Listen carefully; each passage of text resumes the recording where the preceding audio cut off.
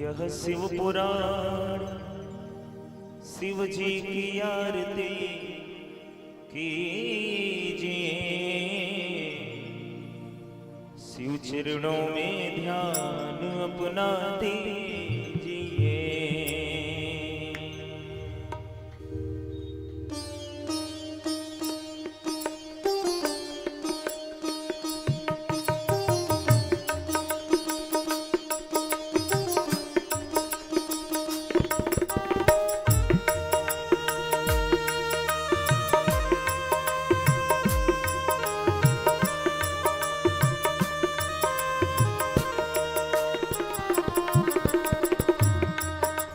शिव पुराण शिव जी की आरती कीजिए, शिव चरणों में ध्यान अपना दीजिए।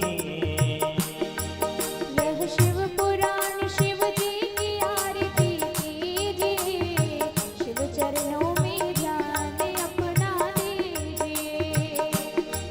यह शिव पुराण शिव जी की आरती कीजिए, शिव चरणों में अपना दीजिए। यह शिव पुराण शिव जी की आरती कीजिए, शिव चरणों में ध्यान अपना दीजिए।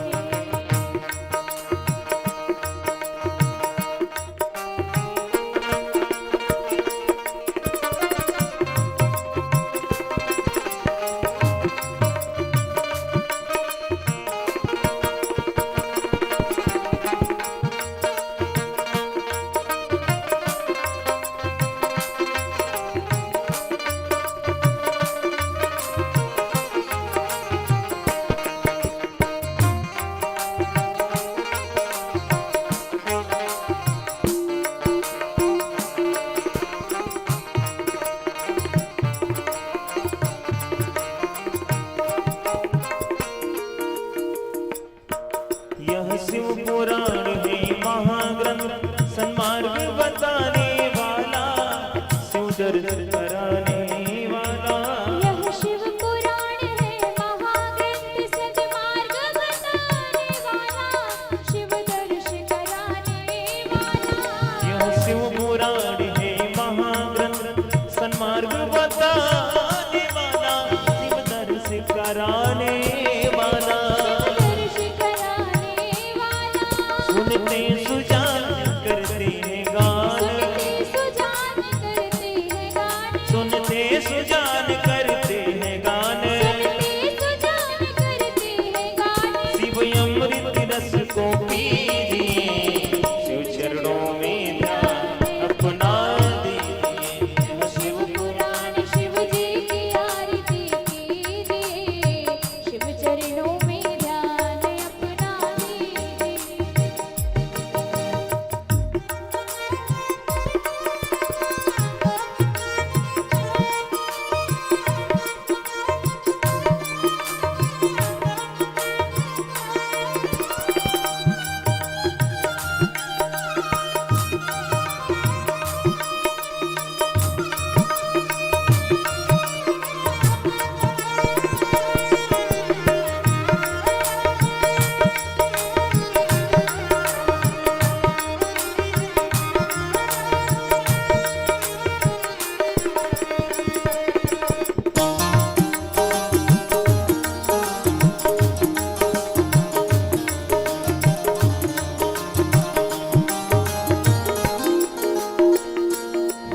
झांकी अनूप कल्याण रूप, सबके मन को ये भाए, ये मन मंदिर बस जाए। रूप कल्याण रूप सबके मन को ये भाए, ये मन मंदिर बस जाए। झांकी अनूप कल्याण रूप, सबके मन को ये भाए, ये मन मंदिर बस जाए। सब ध्याने लगा मन शिव में लगा, सब ध्यान लगा मन शिव में लगा, सब ध्याने लगा मन शिव में लगा। जीवन को धन्य निज कीजिए, शिव चरणों में ध्यान अपना दीजिए। शिव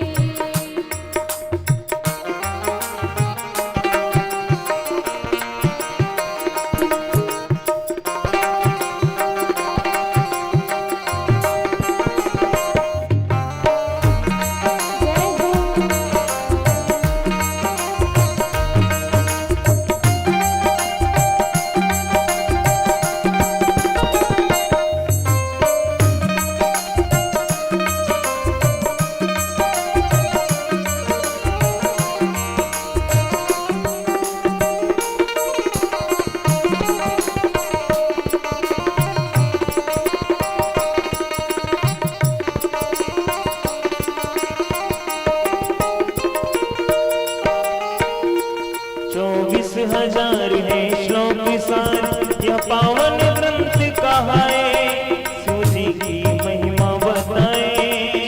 24,000 है श्लोक सारे, पावन ग्रंथ कहाए, शिव जी की महिमा बताए। 24,000 है श्लोक सार यह पावन ग्रंथ कहाए, शिव जी की महिमा बताए। ओ जानो मीत विषयों को जीतो, ओ जानो मीत विषयों को जीतो,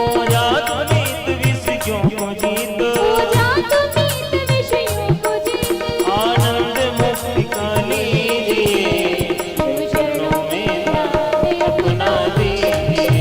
यह शिव पुराण, शिव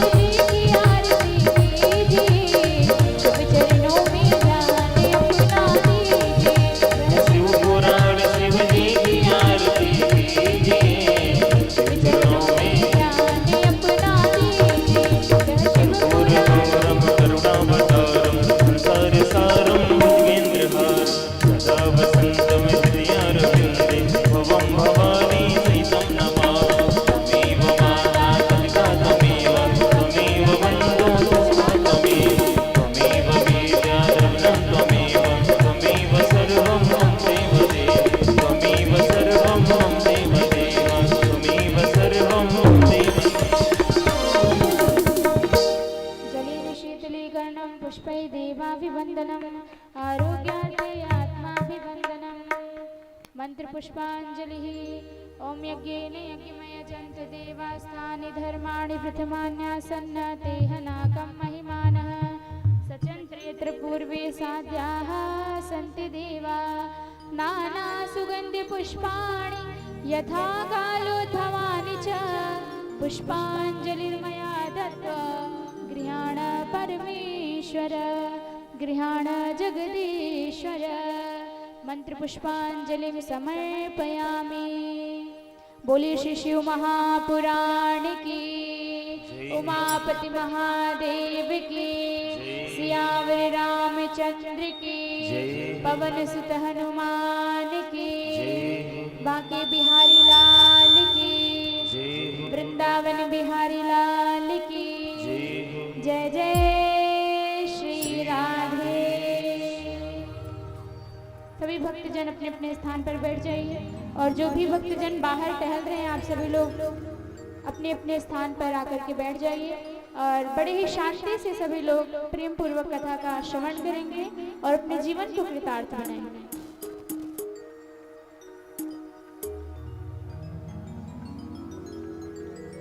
श्री राधे।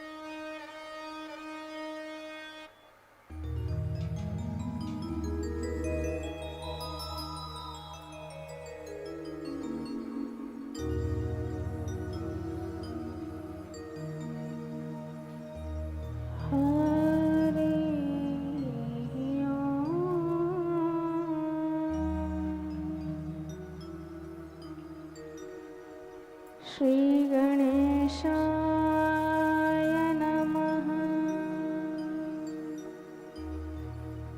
श्री सरस्वत्यै नमः।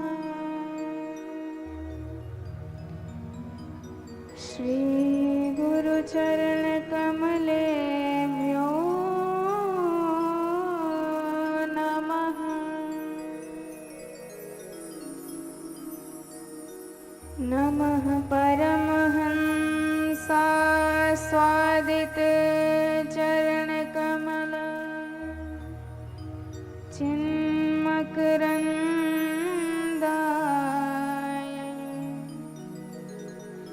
भक्तजनमानस निवासाय श्रीरामचन्द्राय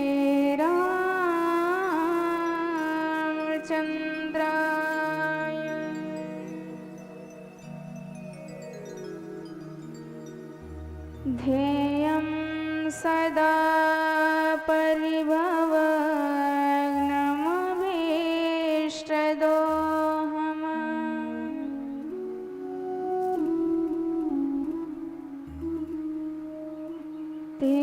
तीर्थास्पदं शिववीरिन् चिनुतं शरण्यम्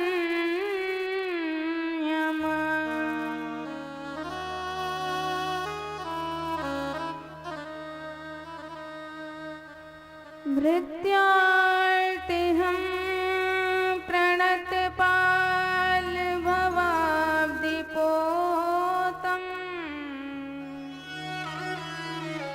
वन्दे महापुरुष ते चरणारविन्दम्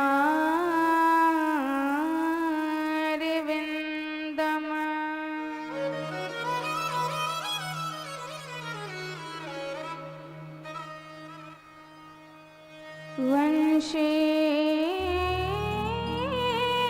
विभूषितकरा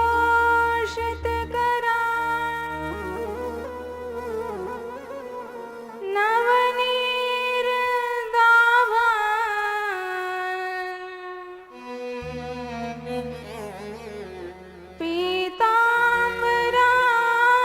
पीताम्बरातरुणबिम्ब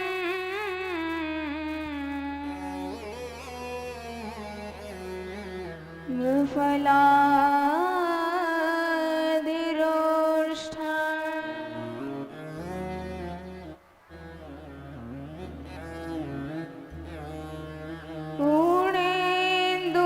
पूर्णेन्दुसुन्दरमुखा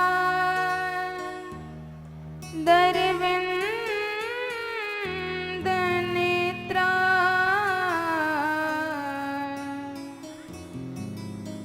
कृष्णात् परं किमपि त्वमहं न जाने।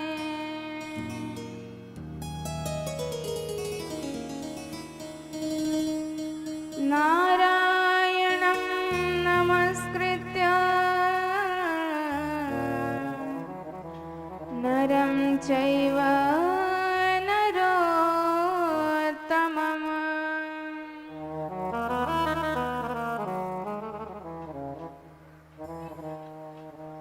देवीं सरस्वतीं व्यासं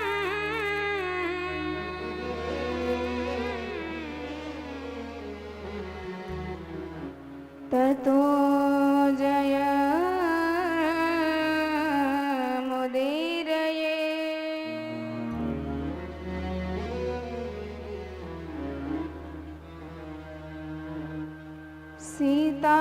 सीतानाथ समारंभा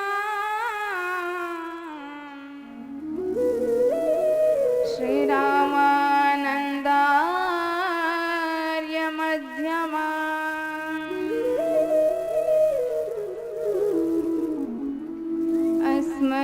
अस्मदाचार्य पर्यन्ता वन्दे श्री गुरुपरम्परा।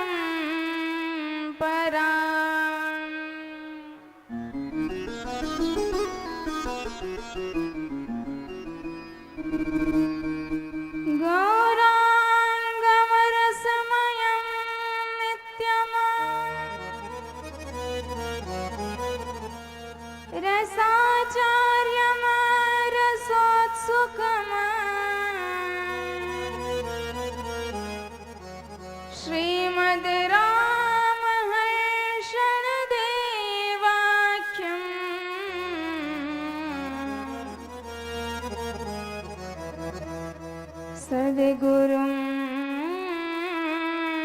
प्रणमाम्यहम्।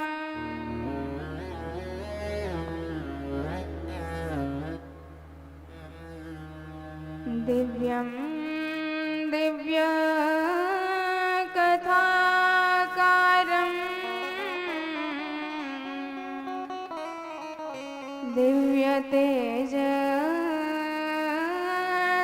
दिव्यतेजसमन्वितम्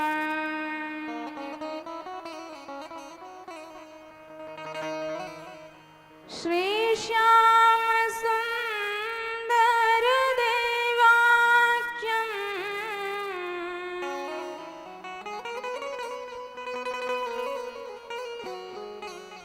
सद्गुरुं प्रणमाम्यहम्।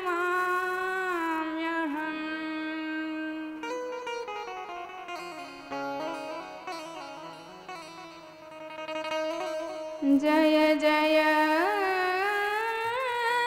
श्री राधारमण, जय जय नवल किशोर,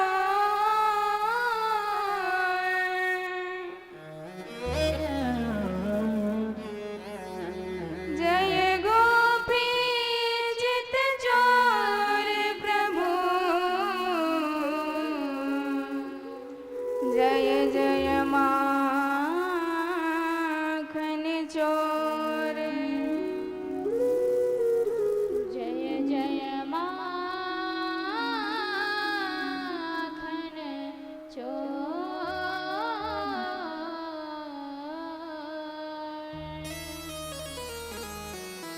बोल शंकर भगवान की जय हो, बोल गिरिजा मैया की जय हो, बोल गणेश भगवान की जय हो, सद्गुरुदेव भगवान की जय हो, श्री सीताराम भगवान की जय हो, राधे श्याम भगवान की जय हो।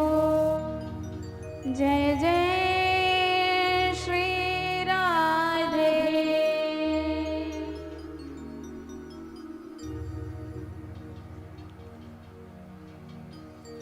परम मंगलमय परात्पर अखिलेश्वर भगवान श्रीमद् राघवेंद्र सरकार के श्री चरणारविंदों में आइए मन को समर्पित करें, समस्त भावों को निवेदित करें। तत्पश्चात भगवत कृपा को शीश पर धारण करके हम सब आज की इस मंगलमयी कथा में प्रवेश करेंगे। बड़े भाव से सभी लोग साथ में गाते हुए व ताली की सेवा करते हुए बोल राजा रामचंद्र की जय हो। हमारे श्री राघव सरकार, हमारे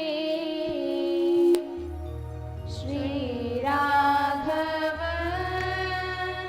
सरकार,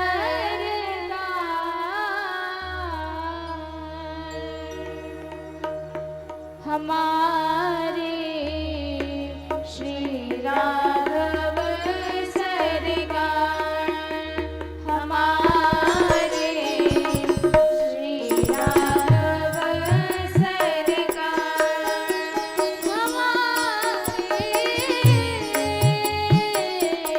श्री राघव सरकार, हमारे श्री राघव सरकार,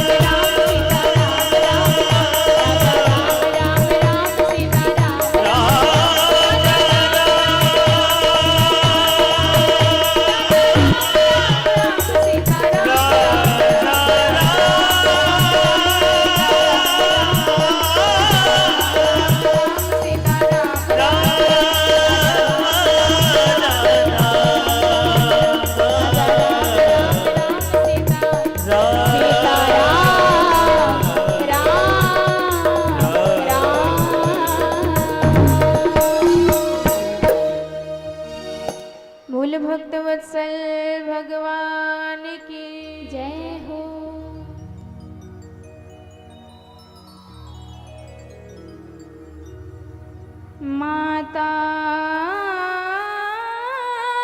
च पार्वती देवी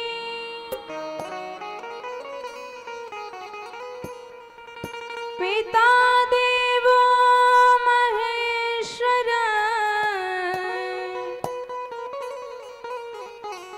बांधवा शिव भक्तांश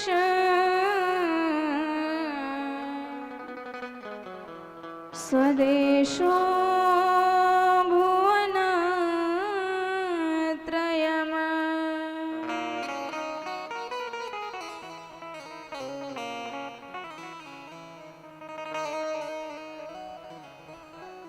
परम मंगलमय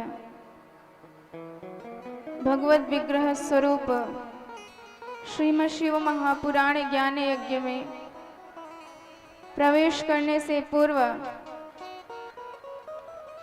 अनंत कोटि ब्रह्मांड नायक परब्रह्म परमात्मा जगदीश्वर जगन्नाथ जगन्नियंता निर्गुण निराकार निर्विशेष निरुपाधिक निरुपम सगुण साकार सच्चिदानंद विग्रह आनंद कंद मदन मर्दन अशरण शरण अकारण करुण करुणा वरुणालय भक्त वांछा कल्पतरु शूल पाणि त्रिनेत्रधारी व्याघ्र चर्म वस्त्रधारी भूत भावन गौरांग वपु गौरीकांत भगवान श्री शिव महा सरकार के चरणारविंदों में बारंबार प्रणति।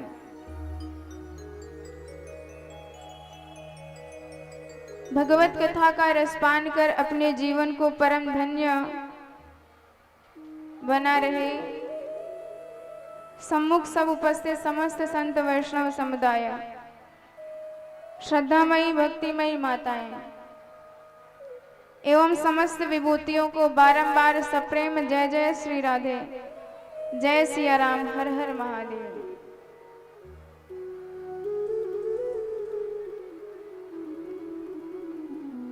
माता च पार्वती देवी पिता देवो महेश्वर।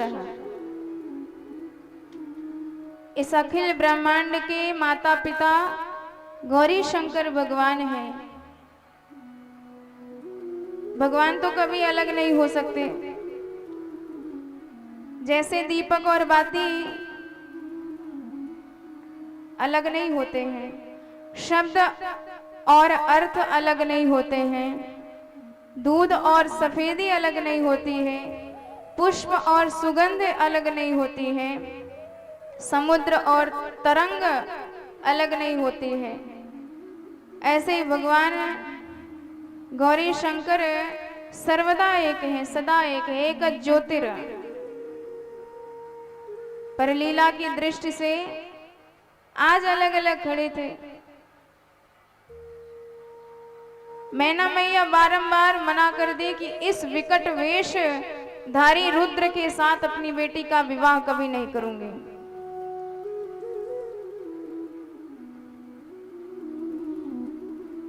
कपर दिनम चंद्रमौलिम कपाली, ऐसा रुद्र वेश धारण करने वाला मैं इसके साथ अपनी बेटी का विवाह नहीं करूंगी। हिमाचल महाराज को कह दिया कि यदि आपने ज्यादा जबरदस्ती करी तो फिर मेरा प्राणांत हो जाएगा, तब बिटिया का विवाह करना। यदि दास्यति कन्या त्वम् रुद्राय विकटानने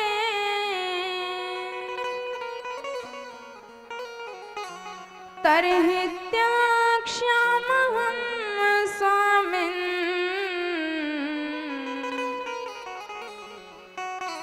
निश्चयेन कलेवरम्।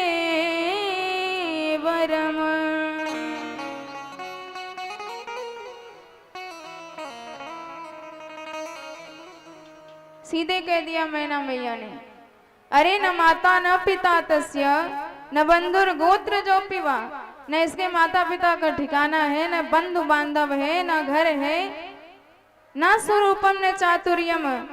समाज में कैसे रहा जाता है वह ढंग भी इसे नहीं पता है, स्वरूप भी नहीं है। न गृहम वास्य किंचना, ऐसे अकिंचन के घर में, ऐसे गरीब के घर में अपनी कन्या को ब्याह दूंगी? पागल समझ रखा है मुझे। भड़क पड़ी मैना मैया। तब आकर के नारद जी ने समझाया कि मैया आप उन्हें अकिंचन कहती हो, आप उन्हें दरिद्र कहती हो, आप सोचती हो कि उनके घर द्वार नहीं है। अरे मैया मैं तो कहता हूँ कि जो धन का देवता, धन का अधिपति कुबेर है, वह कुबेर भी भगवान शिव का किंकर है, सेवक है, दास है। माना कि यदि कन्या को अयोग्य वर के साथ ब्याह दिया जाए तो माता पिता को कन्या घात का पाप लगता है। दुखिने कन्यकां दत्त्वा कन्या घाती भवेत् पिता।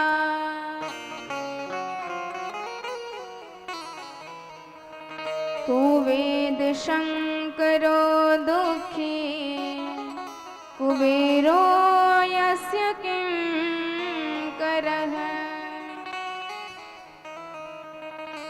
तो बताइए, जो धन का मालिक कहा जाता है कुबेर, वह कुबेर भी भगवान भोलेनाथ का दास है। तो कौन कहता है हमारे भोलेनाथ गरीब हैं, दरिद्र हैं, उनके घर नहीं है? रही बात माता पिता की, तो सारे जगत के नाथ वही हैं, तो कौन इनका माता पिता हो सकता है? इसलिए महाराज आप केवल अपनी बिटिया को साधारण कन्या मत समझिए। मूल प्रकृति में ईश्वरीम, सारे जगत की मूल है, सारे जगत की जड़ है, सारे जगत की प्रकृति है, सारे जगत की माता है ये। और सदा सदा से भगवान भोलेनाथ की अर्धांगिनी रही हैं, जिन्हें साक्षात भगवान स्वयं से दूर नहीं कर सकते। वो भगवान की शक्ति है। शिव शक्ति के साथ है तो संपूर्ण है, शक्ति के बिना हो जाएगा तो शव कहलाएगा। तो आप कैसे उन शक्ति को भगवान शिव से दूर रख सकती हैं? इसलिए कन्याम ददाय गिरिजा त्वं कृति भव पर्वत, कन्या महाराज भोलेनाथ को प्रदान करिए और जगत में कन्या दान का लाभ उठाइए। मैना मैया मान गई, पर पार्वती मैया ने मन ही मन भोलेनाथ का स्मरण किया कि हे जगन्नाथ, हे विश्वनाथ, आप जो हो सो हो, मैं आपको जानती हूँ, आप मेरे प्राण प्यारे हो। आप चाहे सर्प की माला पहन के आओ, चाहे भस्म रमा के आओ, जैसे आओगे मैं आपको स्वीकार करूंगी, क्योंकि आप मेरे हो। पर लौकिक दृष्टि से यह रौद्र वेश त्याग करके मेरे लिए आप सुंदर वेश धारण कर लीजिए। गौरी मैया ने भगवान भोलेनाथ से जब प्रार्थना करी तो भोलेनाथ ने गिरिजा जी की बात मानी, तुरंत त्याग दिया वह रौद्र वेश। जो जटाएं थी बिखरी हुई वह घुंघराली अलकावलियों में परिवर्तित हो गई। जो सर्प के हार थे वह स्वर्ण हार में परिणत हो गए। जो बागंबर थे रेशमी वस्त्र में चमचमाने लग गए। द्वितीया का चंद्रमा शोभा बढ़ाने लगा मुकुट बन करके। सूर्य चंद्र छत्र लेके चल रहे हैं। गंगा यमुना चवन डुला रही है। तमाम प्रकार के देवी देवता वाद्य यंत्र से नगाड़े इत्यादि बजाते हुए भगवान भोलेनाथ को दुल्हे वेश में लेके आ रहे हैं। बोल दुल्हा सरकार की जय हो। ऐसा दिव्य वरवेश भोलेनाथ का देखा मैना मैया ने गदगद हो गई, अवाक रह गई, चित्र लिखित सी रह गई। और इधर हिमाचल ने अनेक संतों को, अनेक देवताओं को विधिवत सम्मान सहित भोलेनाथ को मंडप में बुलाने के लिए भेजा। ए भी समेता गिरिभे महामते सम्प्रार्थ्य शीघ्रं शिवमत्र आनय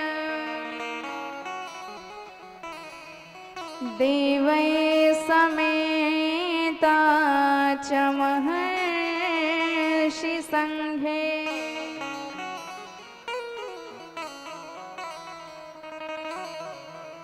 सुरासुरैरर्चित पाद पल्लवम, ऐसे देवों के देव महादेव को लाने के लिए विधिवत संत और देवता गए। वैदिक मंत्रोच्चारण करते हुए, शंखोच्चार करते हुए तब महादेव को लग्न मंडप में लेके आए। लग्न मंडप में हमारे भोलेनाथ पधारे। सारे वेद ब्राह्मण का वेश धारण करके लग्न मंडप में बैठ गए कि आज महादेव का विवाह कराएंगे विधि विधान के साथ। गिरिजा जी को बुलाया गया। हमारी गिरिजा मैया हाथ में अक्षत लेके आई अंजलि में भर करके, और जैसे ही गिरिजा मैया अक्षत लेके आई, ब्राह्मणों ने देखा कि जगदम्बा आ रही है तो विधिवत मंत्रोच्चारण करने लगे। पुण्या प्रवदन गर्ग सपादंघ्रे जलिमुदा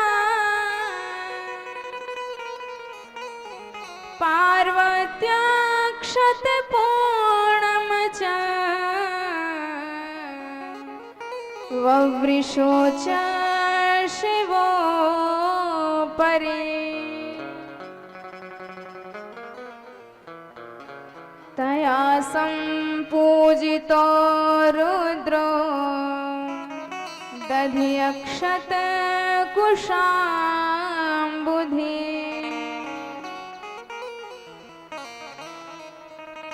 पार्वती मैया अक्षत लेके आई अंजलि में, और भगवान भोलेनाथ के ऊपर वह अक्षत छिड़का, चरणों में प्रणाम करी और संतों की आज्ञा पाकर तब भगवान भोलेनाथ के बगल में विराजमान हुए। विधिवत भोलेनाथ का पूजन किया हिमवान ने। दधि अक्षत कुशाम्बुधि, दही अक्षत और कुश के जल से भगवान भोलेनाथ की दिव्य पूजा हुई। ब्राह्मणों ने कहा कि महाराज, उन्होंने सोचा कि चलो आज भोलेनाथ से जरा हास परिहास किया जाए। ब्राह्मण कहने लगे, भोलेनाथ, शादी में 3 कुल का नाम बताया जाता है, 3 पीढ़ी का नाम बताओगे तो शादी फटाफट करवा देंगे। चलो बताओ। सबसे पहले पिताजी का नाम बताओ, फिर पिताजी के पिताजी का नाम बताओ, फिर पिताजी के पिताजी के पिताजी का नाम बताओ। तो बताओ भोलेनाथ, आपके पिताजी का नाम। अब कोई हो तब तो बताएं। भोलेनाथ इधर उधर देख रहे हैं। नारद जी ने कहा, भोलेनाथ सोच क्या रहे हो? वैसे सारे जगत के आधार हो, नाथ हो, पर लौकिक दृष्टि से तो आप ब्रह्मा जी के ही भ्रिकुट से पैदा हुए हो। एकदम सरल बात बता दो। भोलेनाथ ने कहा, तो सुनो, हमारे पिताजी का नाम है ब्रह्मादेव। ब्राह्मण बड़े गदगद हो गए। ठीक है महाराज, अब पिताजी के पिताजी का नाम बताओ। नारद जी ने कहा, भोलेनाथ अब तो और सरल हो गया। ब्रह्मा जी कहाँ से पैदा हुए हैं? नारायण के नाभि कमल से, तो बता दीजिए। तो ब्रह्मा जी नाभि कमल से पैदा हुए हैं नारायण के। तो भोलेनाथ ने कहा, हमारे दादाजी का नाम है नारायण प्रभु। ब्राह्मण और गदगद। तो भोलेनाथ, बस एक और पीढ़ी बची है, वो बता दो तो विधिवत संकल्प करा के आपका विवाह करा दें। बताइए महाराज, आपके पिताजी के पिताजी के पिताजी का क्या नाम है? अब हमारे भोलेनाथ जरा से नाराज हो गए। उन्होंने कहा कि सबके पिताजी के पिताजी के पिताजी हम हैं, विवाह कराना हो तो कराओ, नहीं तो हम अपने राम चलते हैं। ब्राह्मणों ने कहा कि कोई बात नहीं महाराज। नारद जी कहते हैं कि सुनो, जिनके गोत्र और कुल का नाम साक्षात ब्रह्मा विष्णु भी नहीं जानते, तो हम सबकी क्या औकात कि हम उनके खानदान का पता लगा सकें। अस्य गोत्र कुलम नाम नैव जानन्ति पर्वता विष्णु ब्रह्मादयोतिः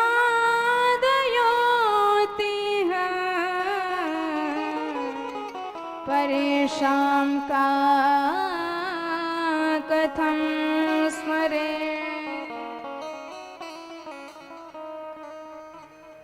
तो ब्राह्मण बड़े विधि विधान के साथ भगवान भोलेनाथ का विवाह संपन्न कराने लगे और हिमवान जी को बुलाया गया कि आप कन्यादान करिए। हिमवान परम प्रसन्न होके आए, पार्वती जी का हाथ लिया, भोलेनाथ के हाथ में सौंपा और विधिवत संकल्प किया। इमाम कन्याम तुभ्यमः ददामि परमेश्वर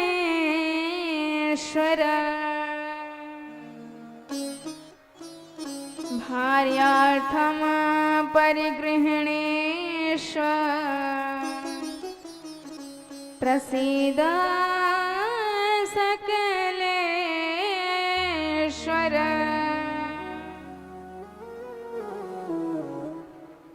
भोलेनाथ आप मेरी इस कन्या को भार्या के रूप में स्वीकार करिए और सदा आनंद में रहिए, प्रसन्न रहिए। बोल गौरी शंकर भगवान की जय हो। तब ब्राह्मणों ने आज्ञा दी और हमारे भोलेनाथ ने गिरिजा जी के मांग में सिंदूर भरा। शिवा शिरस सिंदूरम ददौ शंभो द्विजा गया।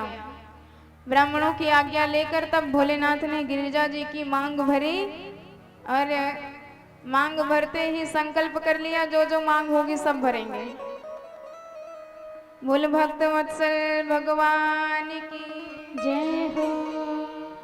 विधिवत विवाह संपन्न हुआ, चारों ओर परम आनंद छा गया। समस्त संत, समस्त वैष्णव, समस्त देवी देवता परम आनंद में भरे हैं। अब जब भोजन की बात आई, आप जानते हैं कि भगवान की बारात में कौन कौन लोग आए हैं। किसी के मुख ही नहीं है तो किसी के हजारों मुख लटक रहे हैं, कोई बहुमुखी तो कोई बिन मुखी। अब जमात बैठ गई, पत्तल परोसने वाले आए। अब बेचारा पत्तल ये पहले ही नंबर पे खड़ा है, आगे बढ़ ही नहीं रहा है।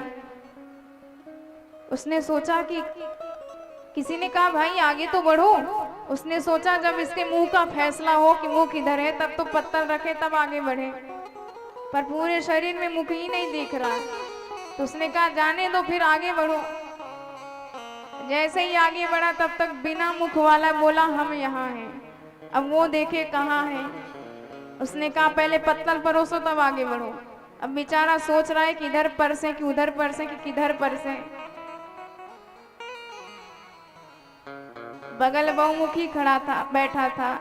उसने कहा ये तुम्हारी प्रॉब्लम नहीं है, उसकी प्रॉब्लम है। जहाँ मन कहेगा खाएगा, आप अपनी पत्तल परसो। लो महाराज परस देते हैं।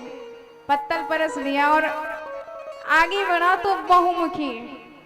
अब उसने सोचा ऐसा काम ही क्यों करे कि बार बार डांट लगे।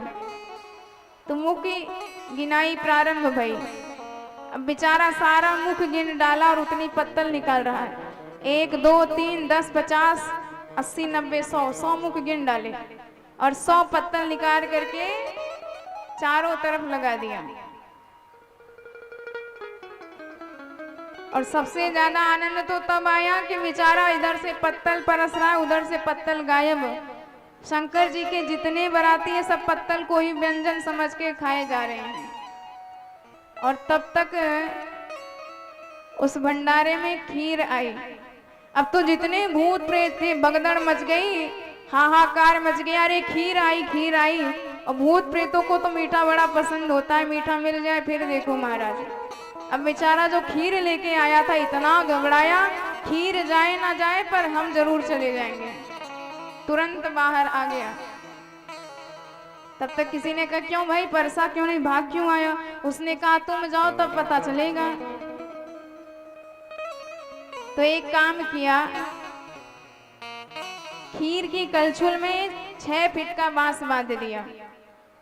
उसने कहा कि जाए तो केवल बांस ही जाए, कम से कम हाथ तो बचा रहेगा।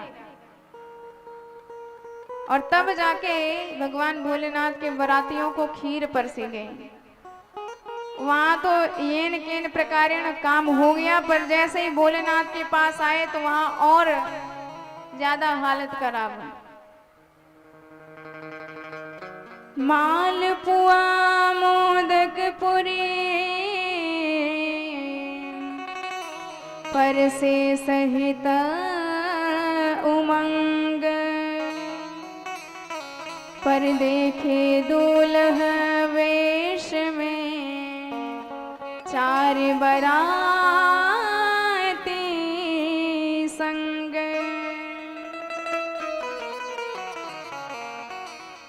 अर्घ्य चाहते चंद्रमा, भेंट चाहती गंगा, भावे दूध भुजंग को, भोला को प्रिय भंग। बोल भोले शंकर भगवान की जय हो। इस तरह विधिवत भोजन हुआ, खूब गालियां सुनाई गई और भगवान गाली सुन सुन के खूब भोजन करे। और तब तक एक लाइन आई भगवान भोलेनाथ के पास, कहने लगी कि सरकार विवाह तो हो गया, अब रस इतनो सो कि नेग मेरो जाइए। महाराज विवाह तो हो गया, वधू आपको मिल गई, अब मेरा नेग निकालिए। अब भगवान भोलेनाथ घबराए, देवताओं की तरफ देखे, क्यों भाई ये क्या मांग रही है। अब देवताओं को तो आनंद लेना था, उन्होंने कहा सरकार नेग मांग रही है। क्या मतलब? देवताओं ने कहा कि सरकार नेग का अर्थ होता है जो चीज आपको सबसे ज्यादा पसंद हो वह निकाल के इसको दे दीजिए। शादी विवाह में नाइन दुल्हन के साथ हमेशा रहती है, उठाती है, बैठाती है, सब काम करती है और विवाह होने के बाद विधिवत नेग भी लेती है। तो भोलेनाथ से वह नेग की याचना कर रही थी, तो भोलेनाथ ने देवताओं से कहा तो वही चीज दें जो सबसे पसंद हो। देवताओं ने कहा हाँ भोलेनाथ, जो सबसे ज्यादा पसंद हो वही निकाल के दे दीजिए।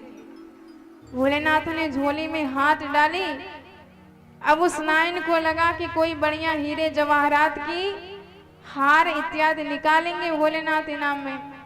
देवताओं को तो आनंद लेना था, उन्होंने कहा कि देवी जी ऐसे हाथ फैला के नहीं, झोली फैला के लिया जाता है नेग।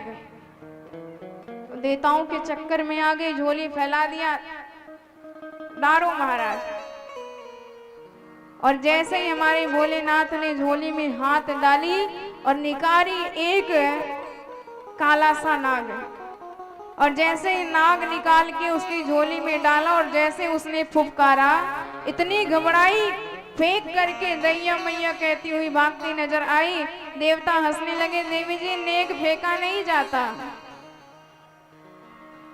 तो ये हमारे भोलेनाथ का विवाह है, जगत से अलौकिक विवाह है, इसमें आनंद तो खूब होना ही था। अब मैना मैया गिरिजा जी के पास आई और उन्हें दिव्य पातिव्रत की शिक्षा प्रदान करने लगी। खूब समझाया कि बिटिया सदा सर्वदा भोलेनाथ के चरणों की उपासना करना पत्नी का यही परम धर्म है। करेऊ सदा शंकर पद पूजा, नारी धर्म पति देवन दूजा। पर मन नहीं माना तो अपनी पुरोहिताइन को बुलाया और कहा कि विधिवत पातिव्रत धर्म की शिक्षा आप मेरी बिटिया पार्वती को प्रदान करिए।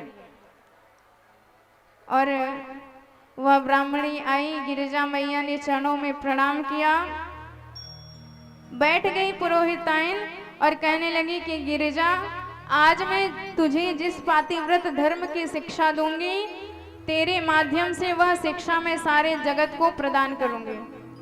और जो भी स्त्री इस शिक्षा का पालन करेगी, धर्म का पालन करेगी, उसका परम उद्धार हो जाएगा, परम कल्याण हो जाएगा।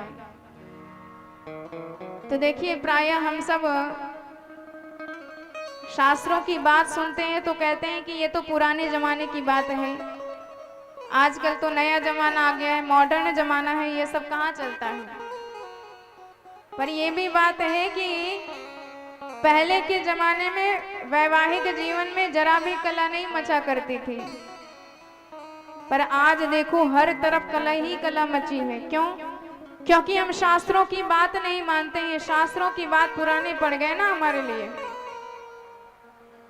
शास्त्रों का अतिक्रमण करते हैं। और जब आप संतों की, शास्त्रों की मर्यादा का ख्याल नहीं रखोगे तो फिर पग पग पे कष्ट होगा ही होगा।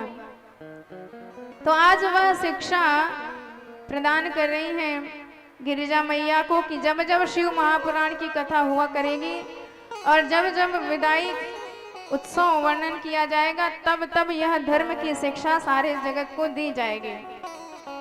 हमारे संत, हमारे व्यास भगवान कितना सोचते हैं लोगों के बारे में कि आगे चल के क्या होने वाला है, तो पहले से ही उसका उपाय लिख दे रहे हैं। पर जो मानेगा उसका तो उद्धार, जो ना माने तो फिर जय सिया राम। तो बड़ी सुंदर बात कहती है ब्राह्मणी, धन्या पतिव्रता नारी नान्या पूज्या विशेषतः पावनी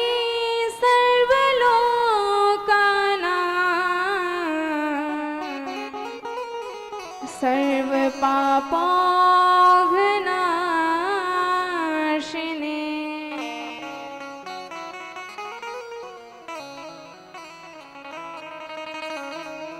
उन्होंने बताया कि पार्वती, इस जगत में जितनी भी पतिव्रताएं स्त्रियां हैं सब परम धन्य हैं। नान्या पूजा विशेषतः, ऐसी पतिव्रता स्त्रियों की पूजा करनी चाहिए और किया भी जाता है। बड़े बड़े संत ऐसी स्त्रियों की पूजा करते हैं, क्योंकि पतिव्रता स्त्री चाहे तो अपना ही नहीं अपने 3 कुलों का उद्धार कर सकती है। पति कुल का भी उद्धार करती है, मातृकुल का भी उद्धार करती है और पितृकुल का भी उद्धार करती है। इसलिए ऐसी स्त्रियां सदा पूजनीय हैं। न गंगया तथा भेदो या नारी पति देवता, उमा शिवो समो साक्षात् विद्वद्भिर्वेद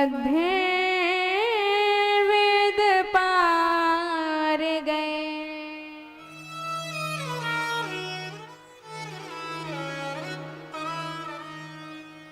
व्यास भगवान कहते हैं कि एक तरफ पतिव्रता स्त्री हो और दूसरी तरफ गंगा जी साक्षात हो, तो दोनों में कोई भेद नहीं हो सकता है। जो काम हमारी गंगा मैया करेंगी अपने दर्शन से, उसमें स्नान करने से, वही काम वह पतिव्रता स्त्री करेगी। उमा शिव समो साक्षात, ऐसी स्त्री का दर्शन कर लिया तो समझिए आपने साक्षात गौरी शंकर भगवान का दर्शन कर लिया। जैसे कहा गया है, गंगा तव दर्शनात् मुक्ति, गंगा जी के दर्शन मात्र से मुक्ति हो जाया करती है, सारे जन्म जन्म के पाप नष्ट हो जाते हैं। ऐसे जो अपने पति के चरणों की सेवा करती है, उस स्त्री के दर्शन से सारे पाप नष्ट हो जाया करते हैं। यह प्रभाव है पतिव्रता धर्म का। कुछ धर्म बताते हैं कि पतिव्रता स्त्रियों को क्या करना चाहिए।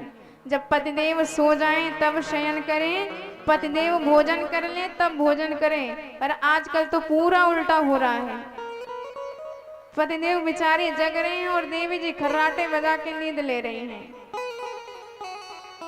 पतिदेव ने कुछ पाया ही नहीं और देवी 56 प्रकार के व्यंजन पाके आराम से बैठे हैं। तो ऐसी स्त्रियां नरक जाने की अधिकारिणी होती हैं। ऐसा कभी नहीं करना चाहिए।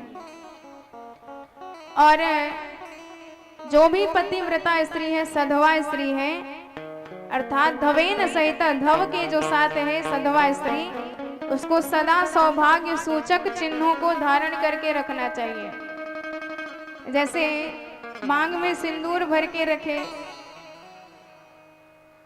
चूड़ी इत्यादि, बिंदी इत्यादि धारण करे, मंगलसूत्र पहने। पर आजकल तो फैशन के नाम से कुछ किया ही नहीं जाता है। पर ये सब बहुत गलत बात है, ऐसा नहीं करना चाहिए। जब एक बार हमारी सीता जी मांग भर रही थी सिंदूर से, पीछे से हनुमंत लाल जी ने देखा, प्रश्न किया, मैया ये क्या कर रही हो? सीता जी ने कहा, पुत्र सिंदूर लगा रही हूँ, इससे क्या होगा? मैया कहती हैं कि हनुमंत, इससे तुम्हारे राघवेंद्र सरकार परम प्रसन्न होते हैं, उनकी आयु लंबी होती है, उन्हें आनंद आता है।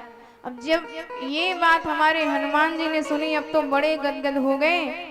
पूरी रात हड़कंप मचाई दुकानों में, अयोध्या की गलियों में, और सुबह सुबह जैसे ही सूरज निकले तो हमारे हनुमंत लाल जी एकदम लाल भूत बन के निकले। लाल देह लालील से अरुधर लाल लंगूर, इतना सिंदूर पूरे शरीर में पोत लिया कि एक कदम बढ़ाए तो पांव पांव सिंदूर नीचे गिर जाए। हनुमान जी ने कहा, जब प्रभु को प्रसन्न ही करना है तो थोड़ा सा क्यों, एक चुटकी क्यों लगाए, पूरा शरीर ही सिंदूर से मल लिया। तो सिंदूर ऐसा द्रव्य है जो हर देवताओं को पसंद आता है, इसलिए हर पतिव्रता स्त्री को सदा सर्वदा सौभाग्य सूचक चिन्हों को धारण करके रखना चाहिए। और एक बात बताई कि यदि आप कुछ भी व्रत करने जा रहे हैं, तपस्या इत्यादि करने जा रही हैं, तो सर्वप्रथम पतिदेव से आज्ञा मांगिए कि महाराज मैं ये व्रत करना चाहती हूँ, आप आज्ञा दे तो कर लूं। पर जो स्त्री पतिदेव से आज्ञा नहीं लेती और सीधे व्रत करने बैठ जाती, उसका सारा व्रत निष्फल हो जाता है। व्रतोपवास नियमम पतिम उल्लंघ या चरेत आयुष्य हरते भरताम भृता निरय मृच्छते। इसलिए पतिदेव की आज्ञा से ही व्रत इत्यादि का अनुष्ठान करना चाहिए, स्वेच्छा से नहीं। उसके बाद वह ब्राह्मणी गिरिजा जी को बताती है कि गिरिजा, जीवन में कभी भी पतिदेव का नाम नहीं लेना चाहिए अपने मुख से। और जैसे एक पत्नी को पति का नाम नहीं लेना चाहिए, वैसे ही एक पति को भी पत्नी का नाम नहीं लेना चाहिए। 4 जनों का नाम अपने जीवन में नहीं लेना चाहिए। यदि बहुत ही संकट हो, बहुत ही आपत्तिकाल हो, तभी लें। तो पहला तो अपना ही नाम नहीं लेना चाहिए, अपना भी नाम हमेशा नहीं पुकारना चाहिए। और दूसरा, पतिदेव का नाम भी नहीं लेना चाहिए। और तीसरा, गुरुजनों का नाम भी नहीं लेना चाहिए, गुरुदेव का नाम नहीं लेना चाहिए। यदि कोई बहुत ही पीछे पड़ जाए कि बताओ आपके गुरुदेव कौन है, तो फिर कुछ ना कुछ उपाधि लेकर तब गुरुदेव का नाम लेना चाहिए। और चौथा, अपने बड़े पुत्र का नाम भी नहीं लेना चाहिए। तो कभी कभी ऐसा अवसर आ भी जाता है कि नाम लेना जरूरी ही हो जाता है, पर हमारे यहाँ की माताएं भी बड़ी चतुर हैं, नियम तो मानेंगी ही, भले ही कुछ ना कुछ उसमें संशोधन कर दें। जैसे एक बार एक पंडित जी कथा कहने आए और कथा में बार बार संकीर्तन करवाते थे। तो एक दिन संकीर्तन करवाया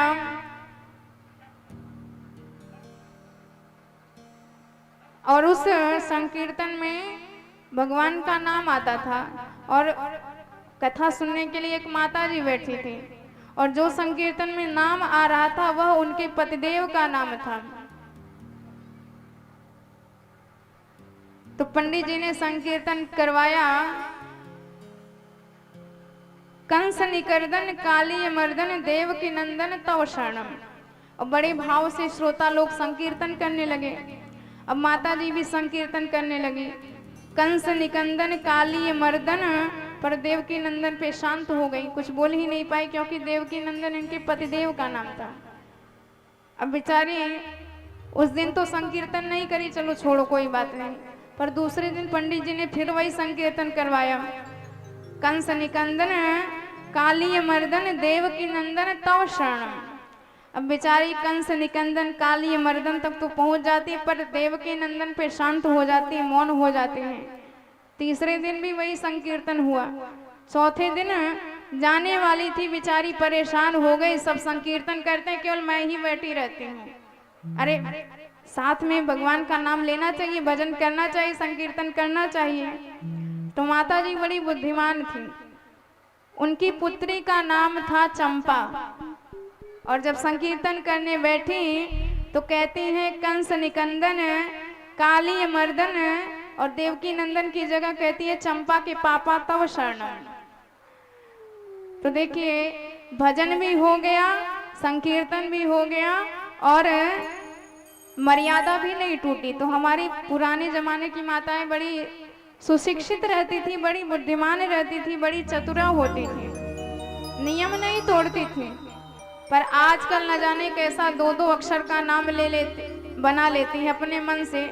कहते हैं हम तो प्यार से बुलाते हैं, और तुम्हारे प्यार के चक्कर में पता चला नरक ही भुगतना पड़े।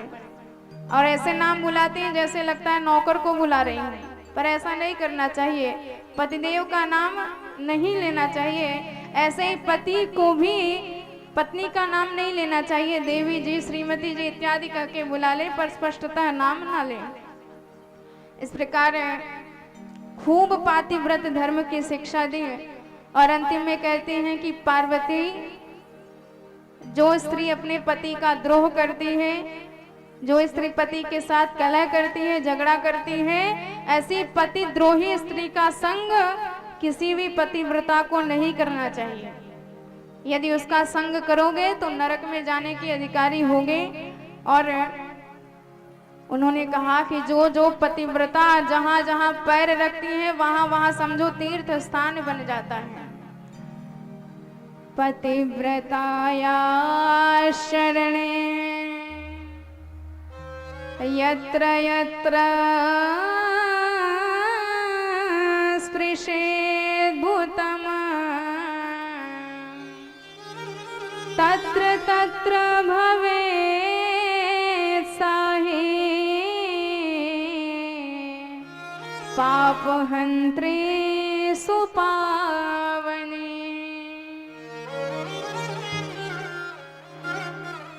गिरिजा मैया ने प्रश्न किया कि माता जी ये बताइए पतिव्रता कितने प्रकार की होती हैं। तो ब्राह्मणी कहती है कि पतिव्रता इस जगत में 4 प्रकार की कही गई हैं। सबसे पहले नंबर पे उत्तम, और दूसरे नंबर पे मध्यम, तीसरे नंबर पे निकृष्ट, चौथे नंबर पे अति निकृष्ट। तो उत्तम पतिव्रता वह कही गई है जो इस जगत में केवल अपने पति को ही पुरुष रूप में देखती है, बाकी सारी दुनिया में पुरुष कोई है ही नहीं, वह उत्तम पतिव्रता कही गई है। मनसा वाचा कर्मणा केवल पति देव के ही चरणों में निवेदित हो गई है, उसे उत्तम पतिव्रता कहा जाता है। स्वप्ने पियन मनो पश्यन स्वपतिम पश्यते ध्रुवम्।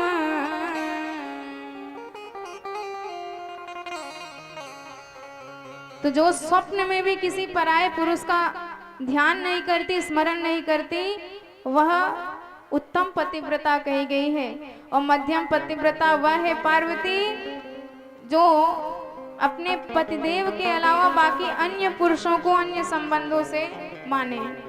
जैसे बराबरी की उम्र का है तो भाई माने, और खुद से बड़ा है तो पिता माने, खुद से छोटा है तो पुत्रवत व्यवहार करे, वह मध्यम पतिव्रता कही गई है। और निकृष्ट पतिव्रता वह कही गई है, भले ही मन में दुर्वासना हो, भले ही मन में दुर्भाव हो, पर वेद की मर्यादा समझ करके, कुल की मर्यादा समझ करके जो गलत मार्ग का अनुसरण नहीं करती, वह निकृष्ट पतिव्रता कही गई है। और सबसे चौथी नंबर की अति निकृष्ट पतिव्रता वह कही गई है जो अवसर ना मिलने पर अथवा भय से गलत मार्ग का अनुसरण नहीं करती, वह चौथे नंबर की अति निकृष्ट पतिव्रता कही गई है। और पतिव्रता चाहे जो हो, पर पतिव्रता की तो श्रेणी में आई है, इसलिए इनका दर्शन करने से, इनकी पूजा करने से हमेशा उद्धार होता है, कल्याण होता है। भले उत्तम हो, मध्यम हो, निकृष्ट हो या अति निकृष्ट हो, पर पतिव्रता तो पतिव्रता होती है। और अंतिम में एक बात हमारी पार्वती मैया को बड़ी सुंदर बताई कि बेटी, अपना पतिदेव कैसा भी हो, कभी भी उसका अपमान नहीं करना चाहिए। चाहे गरीब हो, चाहे रोगी हो, चाहे दरिद्र हो, निर्धन हो, चाहे जैसा हो, चाहे क्रोधी हो, चाहे कामी हो, चाहे लोभी हो, चाहे जितने दोष हो पतिदेव में, पर एक बार आपका विवाह हो गया, वेद विधि के अनुसार पाणी ग्रहण हो गया, तो जीवन में कभी ऐसे पतिदेव का अपमान नहीं करना चाहिए। और जो ऐसे पति का भी अपमान करती है, जब तक सूर्य चंद्र रहते हैं तब तक वह नारी नरक में निवास करती है। ऐसे ही पति कर की अपमाना, नारी पाव जमपुर दुख नाना। और यही बात हमारे कृष्ण भगवान भी गीता, श्रीमद् भागवत महापुराण में गोपियों को उपदेश देते हैं। दरिद्रो वापि वृद्धो वा जडो राज्ञो धनोऽपि वा स्त्रीभिः पतेन हातव्यो लोके शुभेर पातकी।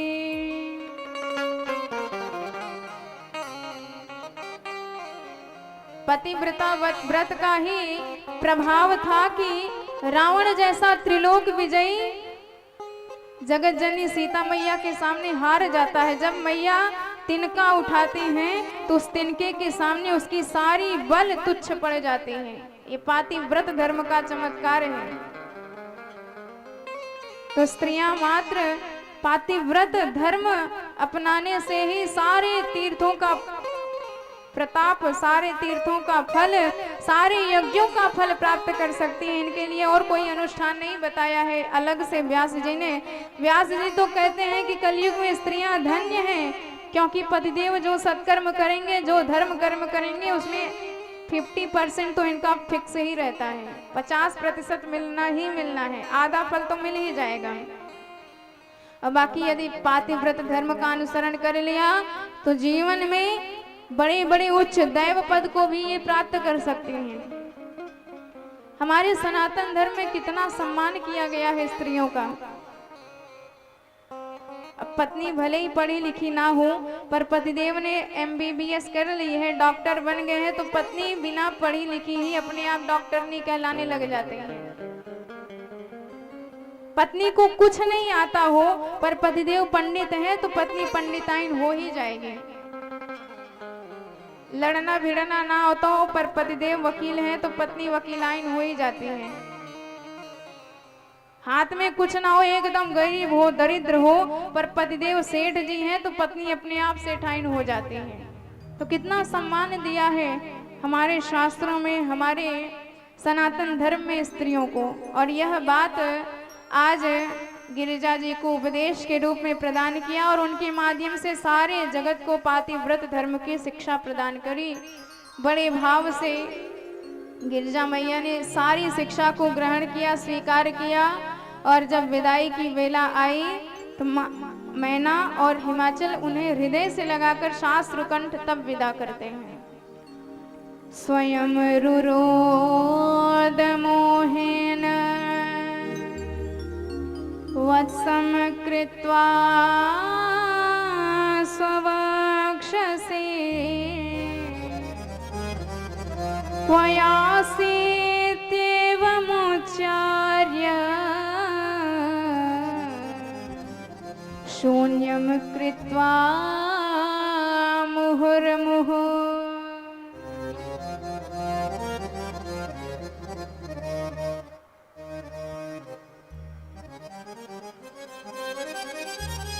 तो बार बार मैना मैया कहती है कि भगवान ने स्त्रियों की रचना ही क्यों करी है।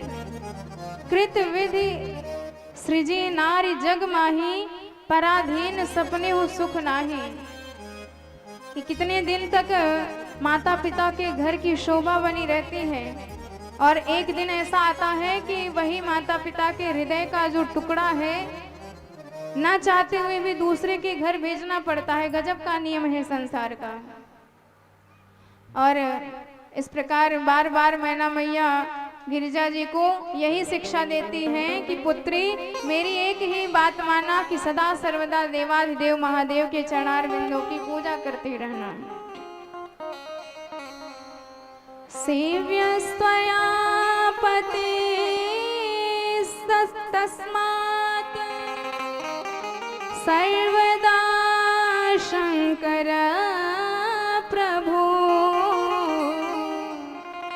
दीनानुग्रह करता च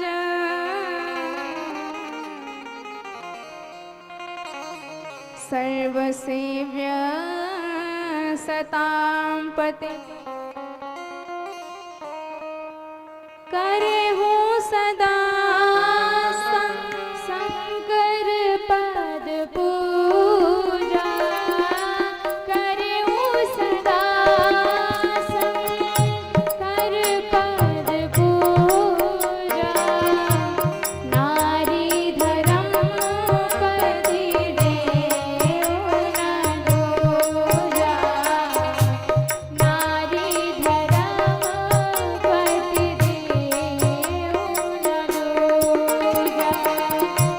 कृत विधि सृजे, कृत विधि सृजे, कृत विधि सृजे, नारी जग माही, पराधीन सपने हो सुख नाही,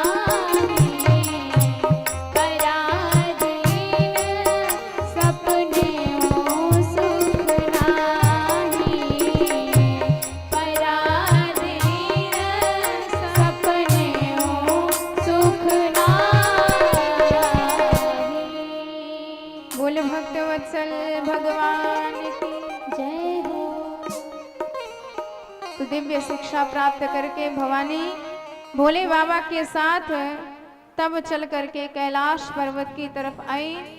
और चलते चलते चलते चलते हमारे महादेव सीधे मरघट में पहुंच गए, स्मशान में। पार्वती मैया घबराई, महाराज ये कहाँ आ गए? अपने भवन चलिए। भोलेनाथ ने कहा आ तो गया हमारा भवन। पार्वती मैया ने कहा कि ये तो मरघट है, स्मशान है, ये कैसा घर है? भगवान ने कहा सबका घर झूठा, केवल हमारा घर सच्चा। चाहे जितने बड़े घर में चले जाओ, आना तो यही पड़ेगा। चाहे जितने बड़े बिल्डिंग में रहो, चाहे झोपड़ी में रहो, पर आओगे एक दिन इसी स्मशान घर में। देखिए यह अलौकिक बात है, आध्यात्मिक रहस्य है। जैसे एक बार सब मुर्दे को लेके जा रहे थे तो पीछे से नाम जप कर रहे थे, राम नाम सत्य है। और जैसे ही यह जप हमारे भोले बाबा ने सुना तो परम गदगद हो गए। ये तो मेरा नारा है, मैं सदा कहता रहता हूँ कि सत हरि भजन जगत सब सपना। और देखो ये वही नाम जप रहे हैं, राम नाम सत्य, मेरे प्यारे इष्ट देव का नाम जप रहे हैं। हमारी दल के लोग हैं तो भोले बाबा भी वेश बदल करके उन्हीं के साथ हो गए। और जैसे ही मुर्दा चिता पे लिटाया गया, चिता जलने लगी। जो साथ में आए थे, जो राम नाम सत्य का संकीर्तन कर रहे थे, वो सब चाय की दुकान पे पहुंच गए। और चाय की दुकान पे पहुंच के बोले, लो भैया चाय पियो, अब तो जो होना था सो हो गया। किसी ने कहा बड़ा प्यारा आदमी था, नहीं रहा हमारे बीच में। तो दूसरे ने कहा कि अब वो तुम्हारे सिर पीटने से आ भी नहीं सकता है, तो चाय पियो बस। अच्छा तुम्हें पता कैसे चला कि यह मर गया? उसने कहा भाई हम अपनी दुकान खोलने जा रहे थे, पर तब तक पता चला सुबह सुबह कि यह इसका प्राणांत हो गया, तो फिर दुकान का ताला भी नहीं खोला, सीधे इसके पीछे चल दिए इसकी अंतिम यात्रा में। दूसरे ने कहा मेरे घर में तो पुताई इत्यादि का काम चल रहा था, पर मैंने सुना तो वैसे ही सारा काम बिखरा छोड़ के इसके पीछे चल दिया। और तब तक तीसरे ने कहा भाई मेरी तो सरकारी नौकरी है, अगर मरना ही था तो रविवार के दिन मर जाता, पर ये तो इस दिन मरा कि मैं छुट्टी भी नहीं ले सकता था, लेकिन बिना पत्र लिखे मैं तुरंत इसके पीछे चला आया। अब पता नहीं मेरी नौकरी का क्या होगा। हमारे भोलेनाथ सुन रहे थे और भोलेनाथ को बड़ा धक्का लगा। अभी तक तो कह रहे थे राम नाम सत्य है, पर आज दुकान सत्य है, मकान सत्य है, नौकरी सत्य है। भोलेनाथ को बड़ी गुस्सा आई और भोलेनाथ दौड़ पड़े उसी स्मशान घाट की तरफ, चिता की तरफ। तब तक भस्म हो चुकी थी वह लाश, तो भगवान भोलेनाथ वही भस्म उड़ा उड़ा के अपने शरीर पर डालने लगे कि भाई तू जैसा भी सही, कम से कम जीते जी मेरा ना हो सका, पर मरने के बाद तेरे द्वारा तेरे लिए कम से कम भगवान का नाम जप तो हुआ, इसलिए तू मेरा प्यारा हो गया है। और भगवान ने वही भस्म पूरे शरीर में लपेट ली और पार्वती जी से कहते हैं कि पार्वती सत्य केवल यही घर है, इसलिए हम तुम्हें यहाँ लेके आए हैं। तो बात तो सत्य है, वैराग्य सबके जीवन में उमड़ता है, पर उमड़ता है, वैराग्य का बुखार चढ़ता है और अपने आप उतर भी जाता है। 4 जगह वैराग्य उमड़ता है जीवन में मनुष्य के। कहाँ कहाँ? 4 ठोर सब नरन के, कछु वैराग्य चढ़ंत, गर्भ माहि सबके निकट, कथा सुनत रतियंत। पहला, जब जीव गर्भ में रहता है तो गर्भावासम समम दुखम न भूतो न भविष्यति। गर्भ में इतना कष्ट होता है, इतना जीव असहनीय दर्द पाता है कि बार बार भगवान से प्रार्थना करता है कि हे प्रभु एक बार इस गर्भ से बाहर निकाल दो, फिर ऐसा जोरदार भजन करूंगा कि दोबारा आना नहीं पड़ेगा। यदि योन्याः प्रमुच्येऽहं ततस्मरिष्ये पदं तव, तमुपायं करिष्यामि येन मुक्तिं व्रजाम्यहम्। एक बार गर्भ से बाहर निकाल दो, दोबारा इस गर्भ में आऊंगा नहीं, वादा करता हूँ, संकल्प करता हूँ, ऐसा भजन करूंगा। भगवान कहते हैं बावरे तू बार बार यही संकल्प करता है लेकिन भूल जाता है। जैसे ही माँ के गर्भ से बाहर आता है तो जैसे आकाश से जल की बूंदें गिरती हैं, मिट्टी में मिलकर मटिया मैल हो जाती हैं, ऐसे जब जीव मातृ गर्भ से बहिर्भूत होता है तो माया के चक्कर में ऐसा पड़ता है कि माया में ही मिल जाता है और माधव को भूल जाता है। बार बार कहता है लेकिन बार बार भूल जाता है। जीव कहता है तो प्रभु आपकी जिम्मेदारी है, याद दिला करो, कुछ घंटी वंटी बजा दिया करो, हम भी समझ जाए। भगवान कहते हैं बावरे घंटी खूब बजाता हूँ, एक के बाद एक घंटी, पर तू सुने तब ना। तो हर व्यक्ति के जीवन में भगवान की तरफ से घंटी बजती है। क्या क्या? पहली घंटी बजती है, कान के पास के बाल सफेद हो जाते हैं, मानो भगवान कहते हैं कि खूब जुल्फ लहराए इस दुनिया में, अब जरा शांति से बैठो और भगवान का भजन करो। पर जीव कहता है कि प्रभु अब भी हमारे पास उपाय है। बालों को ऐसा काला करता है केमिकल से कि पहले से भी ज्यादा काले नजर आते हैं, पर भगवान का भजन नहीं करता है। तो भगवान दूसरी घंटी बजाते हैं, दूसरी घंटी बजी, आंखों से दिखाई पड़ना कम हो गया, दिखाई नहीं देता है, मानो भगवान कहते हैं कि खूब दुनिया देखी, अब कम से कम आंख बंद करके तुम्हारे हृदय में हम भी छुपे हुए हैं, हमारा भी ध्यान लगा लो, हमारा भी दर्शन कर लो, तुम्हारा उद्धार हो जाएगा। पर जीव नया लेंस सेट करवा लेता है लेकिन भगवान का भजन नहीं करता है। तीसरी घंटी बजती है, 32 दांत थे, हिल हिल के एक एक करके 32 के 32 हाथ में आ जाते हैं, पर नया सेट लगवा लेगा लेकिन भगवान का भजन नहीं करेगा। चौथी घंटी बजती है, कमर 3-4 जगह से टेढ़ी मेढ़ी हो जाती है। मानो प्रभु कहते हैं कि खूब छाती ठोक के चला करते थे, मैं इतना बड़ा धनवान, मैं इतना बड़ा ज्ञानवान, इतना बड़ा गुणवान। अब तो कमर भी जवाब दे चुकी है, कम से कम बैठ जाओ, शांति से मेरा भजन करो, ध्यान लगाओ। पर जीव तमाम प्रकार के उपाय कर लेता है, लेकिन भगवान का भजन नहीं करता है।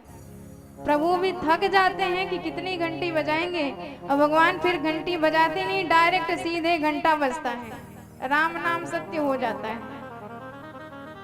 तो गर्भ माँ ही, जब जीव गर्भ में रहता है तब बड़ी याद आती है भगवान की, पर जैसे ही गर्भ से बाहर आता है सब भूल जाता है। देखिए, यात्रा होते वक्त 3 चीज हो जाए तो बड़ा अपशकुन माना जाता है। पहला, कोई छींक दे पीछे से, दूसरा कोई रो दे, और तीसरा कोई टोक दे तो बड़ा अपशकुन माना जाता है यात्रा में। पर जैसे ही जीव जन्म लेता है तीनों बातें एक साथ हो जाती हैं। पैदा होते ही बच्चा छींकता है, ये भी अपशकुन, और पैदा होते ही सब पूछते हैं कि क्या हुआ, बेटा हुआ कि बेटी, ये भी अपशकुन, और पैदा होते ही बच्चा रोता भी है, ये भी अपशकुन। तो हमारी जीवन की यात्रा में तीनों अपशकुन एक साथ हो जाते हैं, तो कहाँ से यह यात्रा मंगल में हो सकती है। पर ऐसे यात्रा में जीवन की जितना भी भगवान ने सांस दिया है, जितना भी भगवान ने आयु काल दिया है, यदि इस आयु काल में ही हम भगवान का भजन कर लें, भगवान का नाम जप लें, तो हमारा परम उद्धार हो जाएगा। क्योंकि इस कलयुग में नाम के अतिरिक्त तो कोई साधन नहीं बताया गया है। नाम लेत भव सिंधु सुखाही, भगवान ने कलयुग वालों को इतना बड़ा आरक्षण दिया है कि आपके लिए सब माफ, केवल नाम जपो। एक बार नाम जपा, एक बार जीवा से भगवान का मंगलमय नाम आपने ले लिया, तो जीव के जन्म जन्मांतर के, युग युगांतर के, कल्प कल्पांतर के सारे पाप पुंज भस्मीभूत हो जाया करते हैं। जैसे सूर्य भगवान उदय होते हैं तो त्रिभुवन का अंधकार दूर हो जाता है, ऐसे ही एक बार जीवा से आपने परम मंगल में भगवान का श्री नाम ले लिया तो सारे पाप पुंज दूर हो जाते हैं। और नाम लेने में कुछ दाम भी नहीं लगता है, केवल जीवा हिलानी है, प्रेम से नाम लेना है। पर इतना सस्ता साधन भी हम ना कर सके तो हम जैसा मूर्ख, हम जैसा दुर्भाग्यशाली कोई और नहीं होगा। आइए बड़े भाव से भगवान की उसी मंगलमय नाम में मन को समर्पित करें, तत्पश्चात हम सब कथा में प्रवेश करेंगे। बोल भक्त वत्सल भगवान की जय हो। ताली बजा बजा के, ताली बजा बजा के शुरुआत कीजिए, प्रभु नाम में क्या बंदिश, दिन रात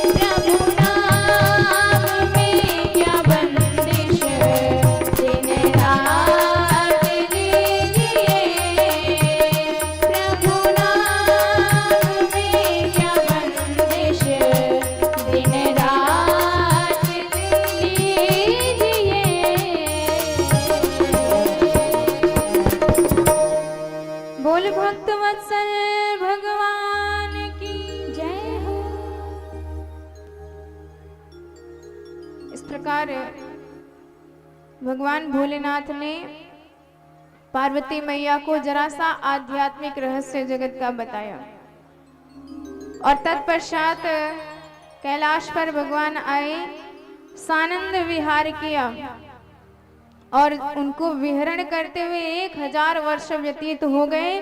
और इधर तारकासुर नाम का दैत्य चारों तरफ हाहाकार मचाए हुए हैं। सारे देवता इतने घबराए, इतने दुखी हो गए कि सबके सब भगवान नारायण प्रभु के पास गए। उन्होंने कहा कि प्रभु, यदि भोलेनाथ ने अब इस दैत्य का वध नहीं करवाया तो फिर हम लोगों का तो हो गया कल्याण। तो फिर ब्रह्मा जी, विष्णु जी के साथ सारे देवता भगवान भोलेनाथ के कैलाश में आए और जिस गुफा में भगवान भवानी के साथ विहरण कर रहे थे, उस गुफा के द्वार पर नंदीश्वर भगवान विराजमान थे। तो उनके समक्ष सारे देवता भगवान की स्तुति करने लगे, रोदन करने लगे, भगवान को पुकारने लगे। किम करोमि महादेव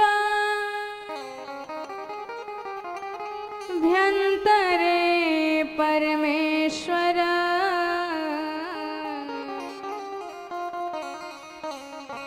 तारकार्तान् सुरान् सर्वान् त्राहिन शरणागता। देवदेव महादेव करुणा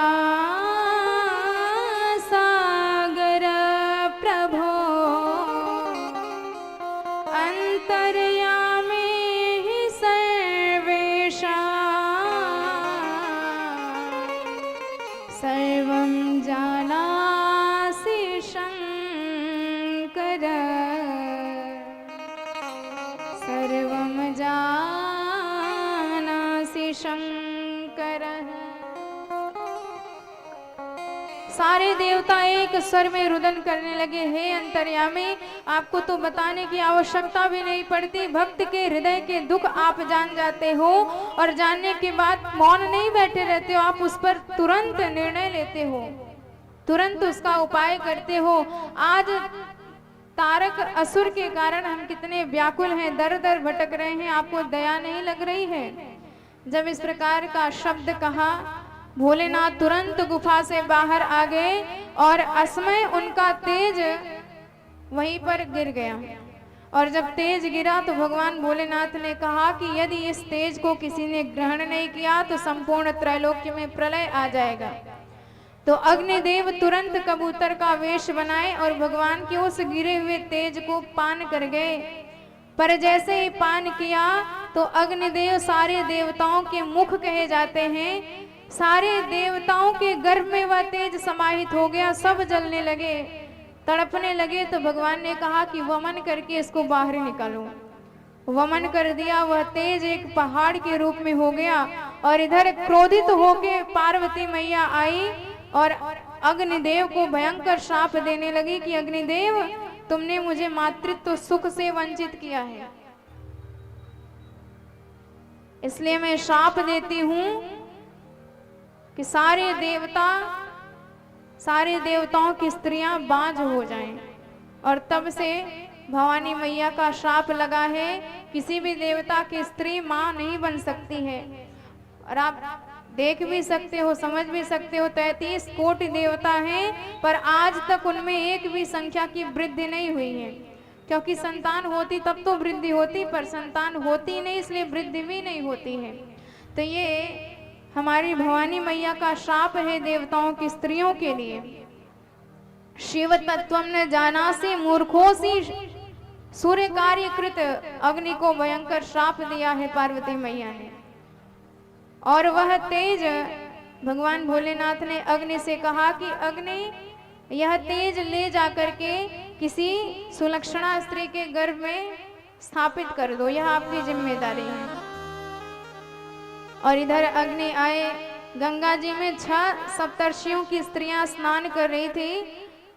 तो जब उन्हें ठंडी लगी, अग्नि जला करके आग सेकने लगी तो अग्निदेव ने रोमकूपों के माध्यम से भगवान का वह तेज उनके गर्भ में स्थापित कर दिया। पर तेज सह नहीं पाई, हिमालय पर्वत पे जाके त्याग कर दिया। हिमालय पर्वत भी जलने लगे तो वह तेज गंगा जी में ले जाके डाल दिया।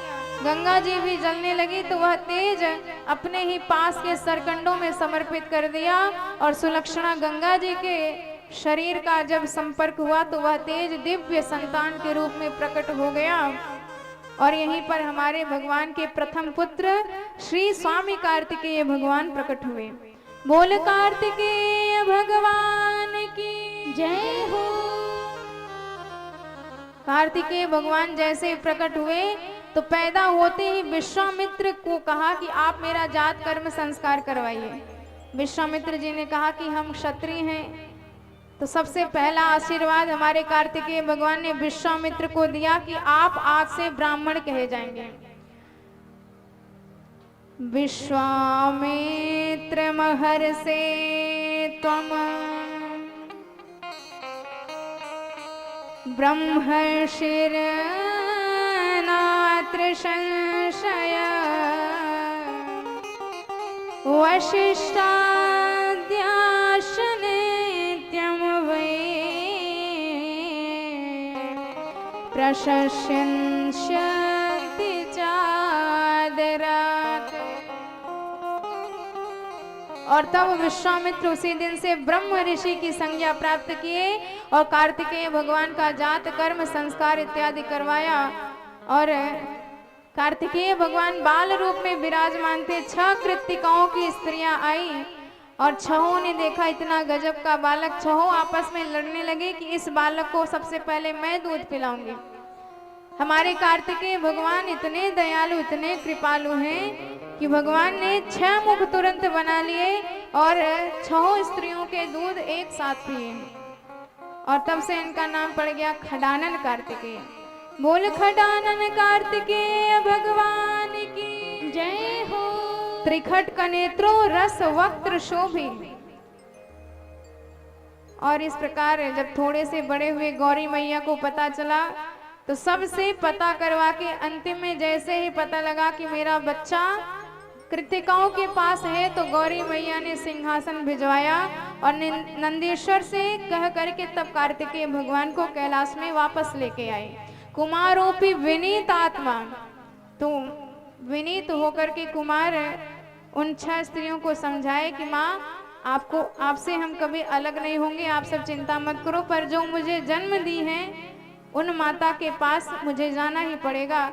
तो इस प्रकार उन कृतिकाओं को समझाकर तब कार्तिकेय भगवान गौरी मैया के पास आए और समय आने पर भगवान ने तारकासुर का वध किया और सारे देवताओं के सेनापति बने और सबको परम आनंद प्रदान किया।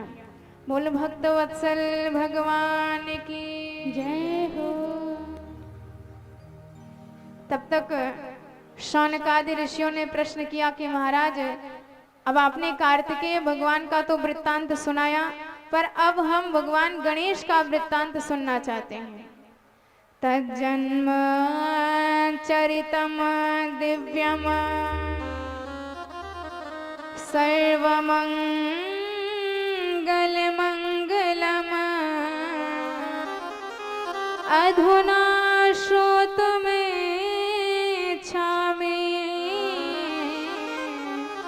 गणेशम वृत्तमोत्तमम्। अब हमें गणेश भगवान का वृत्तांत सुनाइए, कैसे उनका जन्म हुआ था, क्या क्या चरित्र भगवान गणेश ने किए थे। तो बड़े भाव से सुनाने लगे कि एक बार गौरी जी की सखियों ने उनसे कहा कि माँ भगवान भोलेनाथ के तो तमाम प्रकार के गण हैं, तमाम प्रकार के सेवक हैं, पर आपका कोई सेवक नहीं है। और हम चाहते हैं कि जैसे भगवान शिव के सेवक हैं, भगवान शिव के गण हैं, ऐसे आपका भी एक सेवक होना चाहिए, मातृभक्त सेवक। तो गौरी जी ने कहा कि शिव जी मेरे पतिदेव हैं और पतिदेव के गण मेरे भी गण माने जाएंगे, उसमें क्या अलग बात है। पर सखियों ने कहा नहीं माता, एक तो आपका विश्वास पात्र सेवक होना चाहिए, क्योंकि गण तो शिव जी की हैं। भले ही आप उन्हें अपना मानते हो, पर मानते तो वो भोले बाबा की ही बात ज्यादा है। मैया ने कहा चलो विचार करेंगे। और एक दिन गौरी मैया ने द्वार पर नंदिकेश्वर को खड़ा किया और स्वयं स्नान कर रहे थे और आज्ञा दी कि मेरे आज्ञा के बिना कोई भीतर प्रवेश ना करने पावे। और संयोग से हमारे भोले बाबा द्वार पर आए और नंदीश्वर से कहा कि हटो नंदी, हमें भीतर जाना है। नंदी ने हाथ जोड़ के कहा महाराज माता की आज्ञा नहीं है, वो भीतर स्नान कर रही हैं। पर भोलेनाथ ने कहा अब तू सेवक होके मुझे शिक्षा प्रदान करेगा, मेरे ही घर में मुझे जाने से रोकेगा।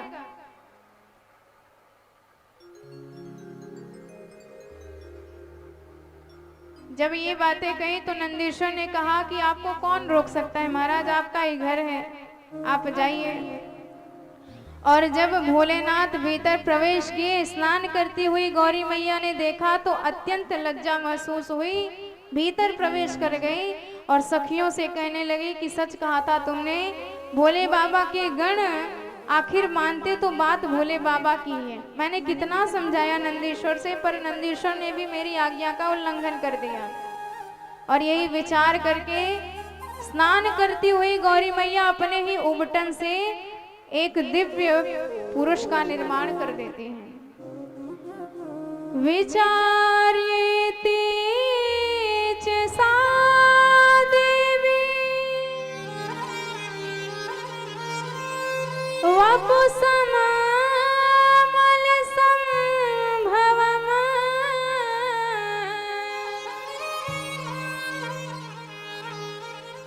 पुरुषो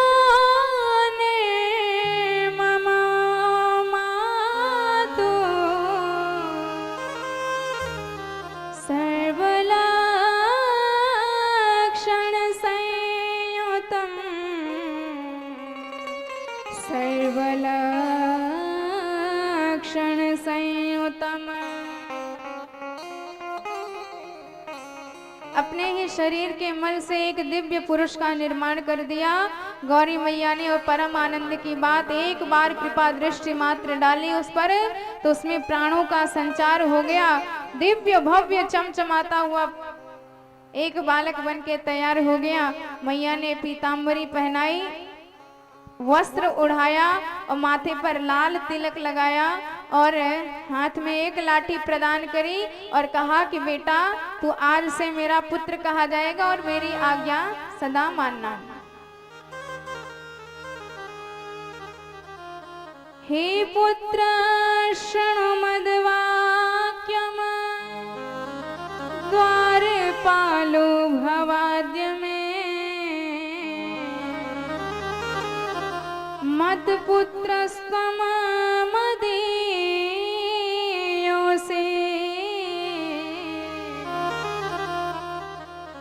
न कदापि विपश्यता।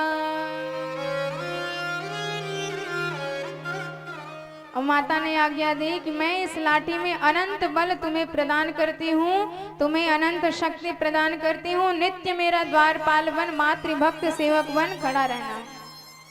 और पुत्र कहा तो गणेश जी ने भी माता कहा और मैया ने बड़े भाव से उनका नाम रखा गणेश। बोल गणेश भगवान की जय हो। अब तो गणेश भगवान विराजमान हो गए लाठी लेकर दरवाजे पर।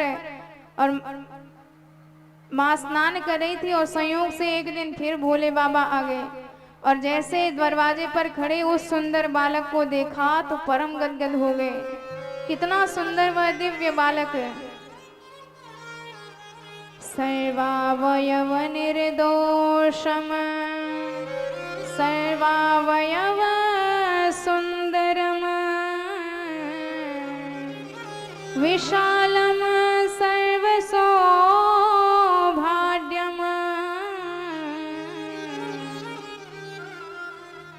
महाबल पराक्रमम।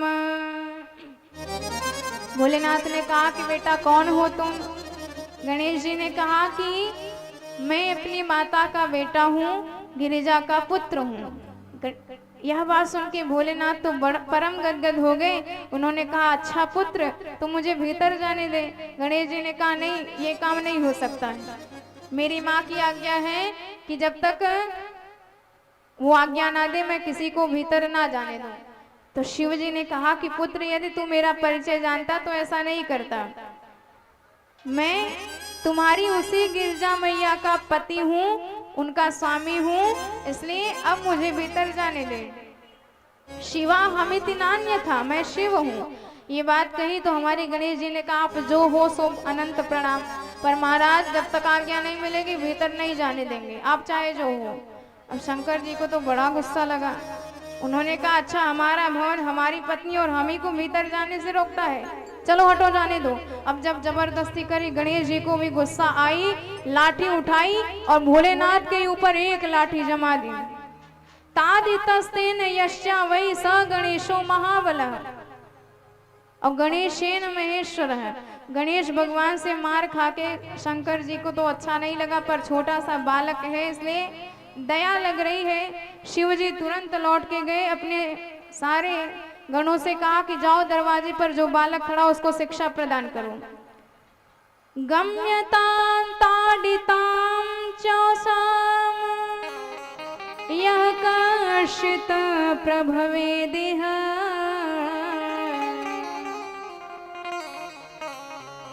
बहुनोक्तेन किम छात्र दूरी कर्तव्य एव सह। उसे तुरंत दूर भगाओ, मेरी नजरों के सामने से हटाओ। और जैसे शिवगण आए, उन्होंने कहा कि तू कौन है, भोलेनाथ का अपमान करता है। गणेश जी ने कहा, पहले तुम बताओ तुम कौन हो। शिव जी के गणों ने कहा, हम शंकर जी के गण हैं। तो गणेश जी ने कहा, हम भी अपनी माता के सेवक हैं। अहम च गिरिजा सुनो यूयम शिव गणस्तथा उभयम समताम प्राप्तः क्रियताम कर्तव्या पुनः। तो दोनों बराबर हैं, तुम शिव जी के गण, हम गिरिजा मैया के सेवक, तो दोनों समान हुए, चलो अब युद्ध करो हमसे। गणों ने कहा कि हम तुम्हें एक अवसर देते हैं, भला चाहते हो तो तुरंत यहाँ से निकल लो लाठी लेके। गणेश जी ने कहा, हम तुम्हें अवसर देते हैं, तुम यदि अपना भला चाहो तो तुरंत यहाँ से भाग जाओ। पर जब नहीं माने तो गणेश जी ने एक लाठी उठाई और जो प्रहार किया, सारे गण 9 2 11 हो गए। देवाधिदेव महादेव की शरण में गए और उन्होंने कहा कि हे महादेव, अब तो आपको ही जाना पड़ेगा, अपने बस की बात नहीं है। महादेव ने ब्रह्मा जी को बुलाया और जब ब्रह्मा जी उस बालक से मिलने गए तो समायांताम च माम दृष्ट्वा स गणेशो महाबली क्रोधम कृत्वा समुभ्येता मम स्मश्रोण्य वाकिरत। और गणेश जी को गुस्सा लगी, ब्रह्मा जी की दाढ़ी नोच डाले। अब ब्रह्मा जी बेचारे दौड़े भागे आए भोलेनाथ की शरण में, प्रभु हमसे तो बात नहीं बनी, नारायण प्रभु को भेजा जाए। नारायण प्रभु आए, पर नारायण प्रभु पार्वती मैया से बड़ा स्नेह करते, उनकी लाडली है पार्वती मैया, तो उनका पुत्र है। तो विष्णु भगवान ने कहा, भाई हम इनको हाथ भी नहीं लगाएंगे, ये तो हमारे परम लाडले, हमारे भांजे लगते हैं।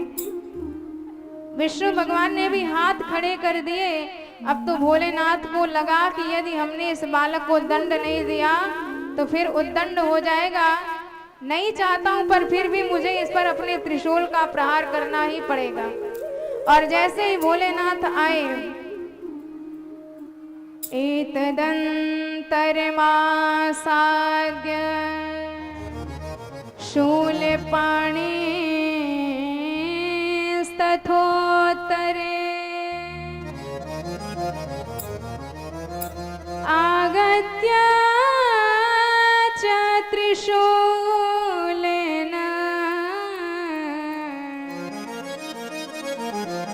तच्छिरो निरकृन्ततः।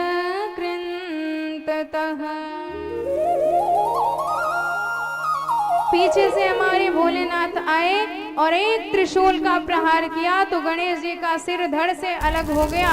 और जैसे ही गणेश जी का सिर धड़ से अलग हुआ, गिरिजा मैया को पता चला तो इतनी क्रोधित हो गई, अष्टभुजी स्वरूप में प्रकट हो गई और इतना क्रोध मैया का कि चारों दिशाओं में मानो प्रलय आ जाएगा। सारे देवता दुर्गा मैया की शरण में गए, हे मैया क्षमा कीजिए, हम समझ नहीं पाए, हमसे बड़ी भूल हो गई। यदि आज आप इतना क्रोध करेंगे तो संहार हो जाएगा सारे विश्व का। रक्ष रक्ष महादेवी संहार जायते धुना तव स्वामी स्थितस्तत्र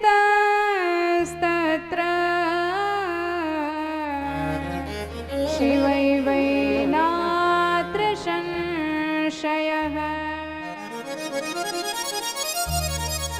गिरजा मैया ने कहा कि जब तक मेरा पुत्र जीवित नहीं होगा तब तक मैं इस संसार का संहरण करना रोकूंगी नहीं, और मुझे 2 वरदान चाहिए। पहला वरदान कि मेरा पुत्र जीवित हो जाए, और दूसरा वरदान कि मेरा पुत्र तुम सब में प्रथम पूज्य हो जाए। पूज्यो यम तू भविष्यति और मत पुत्रो यदि जीवेत तदा संहरणम नहीं। और सर्वाध्यक्षो भवेत् यज्ञ करोति, यदि तुम सब उसे सबका अध्यक्ष बनाओगे तदा शांतिर भवे लोके। और यदि मेरा पुत्र जीवित नहीं हुआ तो मैं पूरे संसार का संहरण कर डालूंगी। इतना कोप देखा मैया का, शांति ही नहीं होती है, बार बार क्षमा याचना कर रहे हैं। सारे देवी देवता दौड़ करके भगवान भोलेनाथ की शरण में गए कि हे भोलेनाथ, हे कैलाशवासी, हम सब आपकी शरण में आए हैं। यदि आज आप गणेश भगवान को पुनर्जीवित नहीं करेंगे तो मैया शांत नहीं होंगी, और यदि मैया शांत नहीं होंगी तो सारा विश्व अभी नष्ट हो जाएगा। सारे देवता बड़े भाव से शंकर भगवान की स्तुति कर रहे हैं। आइए हम और आप भी भगवान भोलेनाथ की स्तुति करते हैं।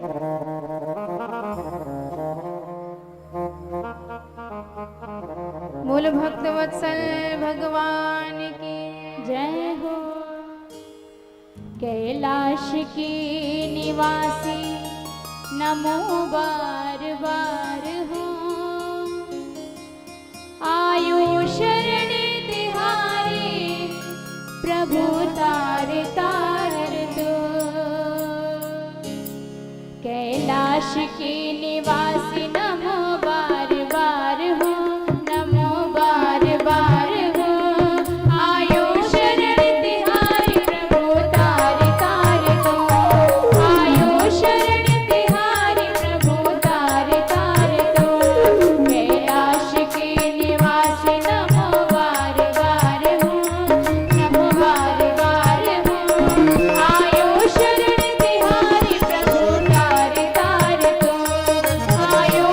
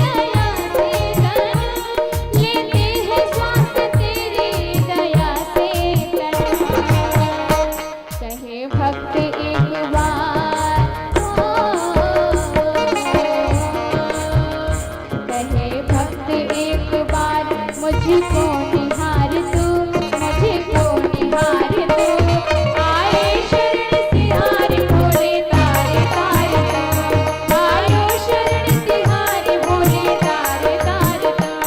कैलाश के निवास नमो बार बार हूँ, नमो बार बार हूँ, आयो शरण तिहारी भोले तारे तारे तू, आयो शरण तिहारी भोले तारे तारे तू।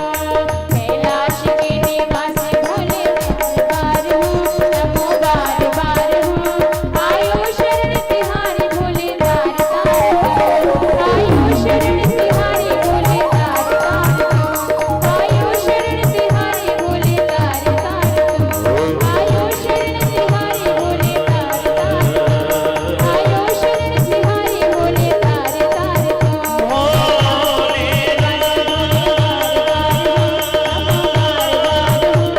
आयो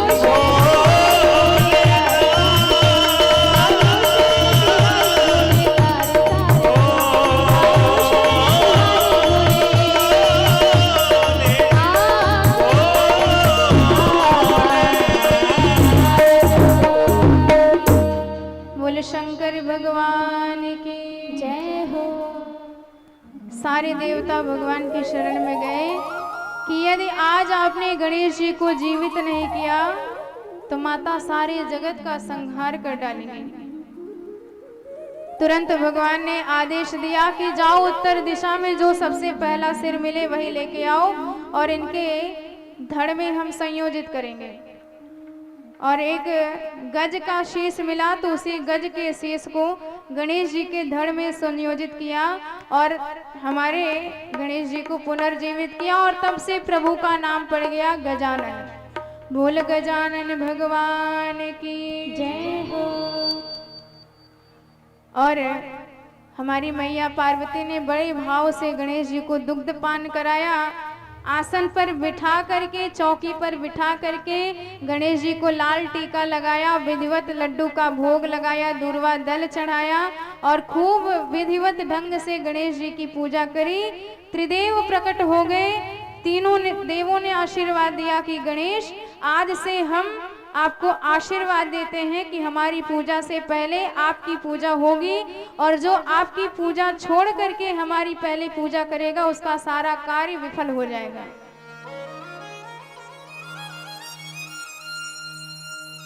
अस्मिन् पूजितो देवा पर पूजा कृतो यदि तदा तत्फल हानि स्यात् नात्र कार्य विचारणा। तो हमारे गणेश जी का नाम विघ्न हरता भी है और ये विघ्न करता भी कहे जाते हैं। यदि आपने इनका प्रथम स्मरण कर लिया तो आपके सारे जीवन के विघ्न दूर हो जाएंगे, पर यदि इनका स्मरण नहीं किया तो जीवन में सारे विघ्न ही विघ्न उपस्थित हो जाएंगे। पार्वती जी ने आशीर्वाद दिया कि जो भी गणेश की पूजा करेगा अगर वह निर्धन है तो वह धनवान हो जाएगा और विवाह नहीं हुआ है तो विवाह हो जाएगा, यदि पुत्र नहीं है तो पुत्र हो जाएगा। जो जो मनोकामना होगी हमारे गणेश भगवान सारी मनोकामना पूर्ण करेंगे। गणेशो विघ्न हरता ही सर्व काम फल प्रदः। तो भगवान गणेश की पूजा से सब कुछ प्राप्त होता है। और शिव पुराण में वर्णन आया है कि गणेश जी की पूजा आप 4 प्रकार से इनकी मूर्ति का निर्माण करके कर सकते हो। या तो लाल मूंगे की मूर्ति बनवाओ गणेश जी की, उसकी पूजा करो, नहीं तो धातु की मूर्ति बनवाओ, उसकी विधिवत पूजा करो, नहीं तो सफेद मदार होता है उसकी जड़, वो भी गणेश जी की प्रतिमा मानी जाती है। तो ऐसे सफेद मदार के जड़ की पूजा गणेश भगवान के रूप में करनी चाहिए, नहीं तो मिट्टी का पार्थिव बना करके मूर्ति बना करके आप गणेश जी की पूजा कर सकते हो। अपुत्रो लभते पुत्रम निर्धनो लभते धनम भार्यार्थे लभते भार्या प्रजार्थे लभते प्रजा। तो यह गणेश जी की पूजा का प्रभाव होता है। अच्छा, एक बार हमारे गणेश जी में और सारे देवताओं में बड़ा झगड़ा हो गया। कहने लगे कि हमारा पहले नंबर पे विवाह होगा, हम प्रथम पूज्य माने जाएंगे। तो हमारे शिव जी ने एक निर्णय लिया कि जो भी सारी पृथ्वी का प्रदक्षिणा सबसे पहले लगा के आएगा उसी का पहले नंबर पे विवाह होगा और वही प्रथम पूज्य माना जाएगा। तो जैसे ही भगवान ने गिना 1 2 3 तो सारे देवता तुरंत भाग लिए। कोई मयूर पे सवार होके भाग रहा है, कोई किसी वाहन पे, कोई किसी वाहन पे, पर हमारे गणेश भगवान बेचारे, इनका एक भी वाहन नहीं था। अच्छा, इनका वाहन है मूषक राज, और इसकी कथा भी बड़ी सुंदर आती है शिव पुराण में कि जब गणेश जी शिक्षा प्राप्त करने के लिए अपने गुरुदेव के आश्रम में गए, जैसे हमारे राम जी गुरुदेव के आश्रम में गए, जैसे हमारे कृष्ण कन्हैया गुरुदेव के आश्रम में गए, ऐसे हमारे गणेश भगवान पराशर ऋषि के आश्रम में शिक्षा प्राप्त करने गए। तो गुरुदेव से शिक्षा तो अल्पकाल में प्राप्त कर ली गणेश भगवान ने, पर गुरुदेव बड़ा परेशान थे। उन्होंने कहा कि गणेश, एक चूहा है जो मुझे निरंतर परेशान करता है, कभी मेरे वस्त्र काट देता है, कभी मेरे किताबें इत्यादि काट करके, ग्रंथ इत्यादि काट करके सब बर्बाद कर देता है। अस्त व्यस्त पूरा हमारा आश्रम कर रखा है, कहीं बिल बना रहा है, कहीं मिट्टी खोद रहा है, तमाम प्रकार की शिकायतें गणेश भगवान से कर डाली। गणेश जी ने कहा आप परेशान मत होइए गुरुजी, हम इसको देख लेंगे। और एक दिन गणेश जी को चूहा मिल गया खुदाई करते हुए। सो गणेश जी ने उसको जैसे ही चरण से एक ठोकर लगाई, तुरंत एक दिव्य पुरुष के रूप में प्रकट हो गया। गणेश जी ने कहा कि आप कौन हैं? तो उसने कहा कि मेरा नाम है गंधर्व क्रौंच, गंधर्व में इस नाम से जाना जाता हूँ। तो गणेश जी ने कहा तू गंधर्व था तो यहाँ चूहा कैसे बना? उसने कहा कि मेरे पूर्व जन्म का शाप है। प्रभु, मैं सौभरी ऋषि के आश्रम में शिक्षा ग्रहण करने गया था, लेकिन मेरी एक बुरी आदत हो गई कि मैं अपने गुरु माता पर कुदृष्टि रखता था। और एक दिन गुरुदेव बाहर गए हुए थे तो मैं अपनी गुरु माता के साथ जबरदस्ती करने लगा। जब उन्होंने चिल्ला करके गुरुदेव को बुलाया और जैसे ही मेरे गुरुदेव आए, उन्होंने मुझे देखा तो अत्यंत क्रोधित होकर भयंकर श्राप दे दिया कि ऐसा बुरा भाव अपने माता के प्रति रखते हो, इसलिए मैं तुम्हें श्राप देता हूं कि तुम कभी किसी को मुंह दिखाने लायक नहीं रहोगे। सो महाराज, हम तुरंत चूहा बन गए। और आप जानते हैं कि चूहा कभी किसी को मुंह नहीं दिखाता, हमेशा इधर उधर मुंह छिपाता हुआ ही भागता रहता है। तो ठीक गुरुदेव के श्राप के अनुसार मैं चूहा हो गया, पर आज आपके चरण के स्पर्श से मैं श्राप से मुक्त हो गया और साक्षात आपके चरणों में प्रकट हुआ हूँ। तो गणेश जी ने कहा तो ठीक है, अब जाओ अपने धाम। उसने कहा कि महाराज, अब मुझे अपने धाम नहीं जाना, मुझे आप अपनी सेवा में रख लीजिए। तो गणेश जी ने कहा तू हमारे पास रह के करेगा क्या, तू चूहा है? तो उसने कहा कि आपके बड़े भैया को देखो मयूर की सवारी करते हैं, पिताजी को देखो बैल की सवारी करते हैं, माताजी को देखो आपकी माँ सिंह की सवारी करती है, पर आपके पास कोई सवारी नहीं, कोई वाहन नहीं। तो गणेश जी, यदि आज्ञा दो तो हम आपकी सवारी बन जाते हैं, हम आपका भार ढोएंगे, बस आप अपनी कृपा दृष्टि हम पर बराबर बनाए रखना। गणेश जी प्रसन्न हो गए और उसको इतना सामर्थ्य प्रदान किया कि वह मूषक, वह चूहा गणेश भगवान का भार वहन करने लगा। गणेश जी मूषक सवारी करने लगे। और एक दिन मूषक सवारी करते हुए जा रहे थे, चंद्रमा ने देखा तो हास परिहास करने लगा, अरे गणेश भगवान, बड़ी सुंदर सवारी निकाली है, देखना कहीं आपकी कमर ना लचक जाए, बच के चलना, बेचारे चूहे का तो कचूमर निकाल लोगे आप। गणेश जी सुनते रहे, पर जब सुनते सुनते हद हो गई।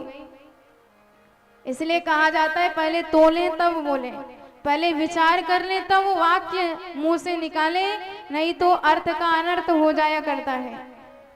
अब चंद्रमा इतना परिहास कर बैठा, गणेश जी से सहन नहीं हुआ। गणेश जी ने श्राप दे दिया कि जाओ, मैं तुम्हें श्राप देता हूँ, तुम्हें अपने रूप का बड़ा अभिमान है, तुम्हारा यह रूप, तुम्हारी यह कांति, तुम्हारी यह चमक ही नष्ट हो जाएगी। सो तुरंत श्राप लगा और बेचारे चंद्र रोगी हो गए, सारी कांति, सारा चमक उनका दूर हो गया। फिर देवताओं ने प्रार्थना करी कि गणेश जी, यदि चंद्रमा रोगी हो गए तो संसार की सारी व्यवस्था बिगड़ जाएगी। तो गणेश जी ने आशीर्वाद दिया कि वैसे तो अब श्राप तो मेरा नहीं मिट सकता, कलंकी तो यह रहेगा, पर मैं इसे आशीर्वाद देता हूं कि लगातार 15 दिनों तक यह बढ़ता चला जाएगा, फिर अचानक से घटेगा। तो चंद्रमा की 16 कलाएं हो गई गणेश जी के आशीर्वाद से। और भाद्रपद शुक्ल चतुर्थी के दिन गणेश जी का अपमान किया था, गणेश जी ने श्राप दिया था। तो कहा जाता है जो भी भाद्रपद मास में शुक्ल पक्ष में चतुर्थी तिथि को चंद्रमा का दर्शन कर लेता है, उसके जीवन में भयानक कलंक लगता है। और कभी कभी यदि गलती से आपने दर्शन कर लिया तो उपाय है बचने का कि आप गणेश जी का यही वृत्तांत सुन लीजिए, आपके सारे कलंक मिट जाएंगे। या फिर श्रीमद् भागवत में भगवान की एक कथा आती है, स्यमंतक मणि चोरी की कथा, उस प्रसंग का आप श्रवण कर लीजिए, सारा जीवन का कलंक आपका दूर हो जाएगा। तो इस प्रकार हमारे गणेश जी की सवारी है मूषक। तो सारे देवता तो अपनी अपनी सवारी लेके भागे पृथ्वी की प्रदक्षिणा करने, पर हमारे गणेश भगवान मूषक पे सवार होके पृथ्वी की परिक्रमा करने जा रहे थे। यशैव पृथ्वीं सर्वम क्रांत्वा पूर्वमुपाव्रजेत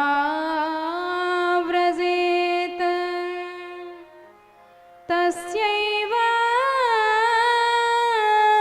प्रथमा कार्या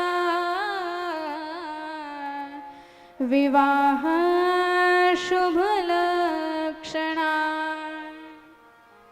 तो सारे देवता भाग रहे थे, पर इतने में सामने से नारद जी आते दिखाई दिए। सारे देवता तो भाग लिए, पर हमारे गणेश जी ने सोचा कि संत का अपमान करना ठीक नहीं। तुरंत खड़े हो गए, नारद जी को प्रणाम किया। नारद जी ने कहा कि क्यों भाग रहे हो सब लोग। गणेश जी ने बताया कि जो पृथ्वी की पहली परिक्रमा करके आएगा उसी का प्रथम विवाह और प्रथम पूज्य उसी को घोषित किया जाएगा। तो नारद जी ने कहा कि गणेश जी, यदि आपने भी भाग लिया है तो आपको भी भागना चाहिए, पर आप यहाँ तो रुक गए, पीछे हो गए। गणेश जी ने कहा जीवन में भागना ठीक है, दौड़ना भी चाहिए, पर ऐसा भी क्या दौड़ना कि हम अपने आप को ही भूल जाएं, संत को ही भूल जाएं, माता पिता को ही भूल जाएं। इसलिए जीवन में सबको साथ लेके भागना चाहिए, नहीं तो भागो मत, शांत हो जाओ। इतना भी दौड़ना भागना ठीक नहीं। विवाह के लिए भागना ठीक है, पर जिस दौड़ में लक्ष्य ही ना हो उस दौड़ का कोई अर्थ नहीं निकलता है। गणेश जी ने जब ये बात कही, नारद जी तो परम गदगद हो गए। नारद जी ने प्रसन्न होके कहा कि गणेश, मैं तुमको उपाय बताता हूँ। देखो, सारी पृथ्वी लगाने का जो फल मिलेगा वही फल आपको मिल जाएगा यदि आप अपने माता पिता की परिक्रमा कर लेंगे। और जो भी व्यक्ति माता पिता की परिक्रमा कर लेता है उसको संपूर्ण धरती की परिक्रमा लगाने का फल प्राप्त होता है। तो जैसे ही हमारे गणेश जी ने सुना, परम गदगद हो गए, भोले बाबा के पास गए, उनसे विनती करी और गौरी मैया भोलेनाथ को एक साथ में बिठाया और हमारे गणेश भगवान ने एक नहीं पूरी 7 परिक्रमा एक साथ गौरी शंकर की लगाई। तेनाथ पूजितो तौ च प्रक्रांतो च पुनः पुनः एवं स कृतवान् सप्त प्रणामास्तु तथैव च।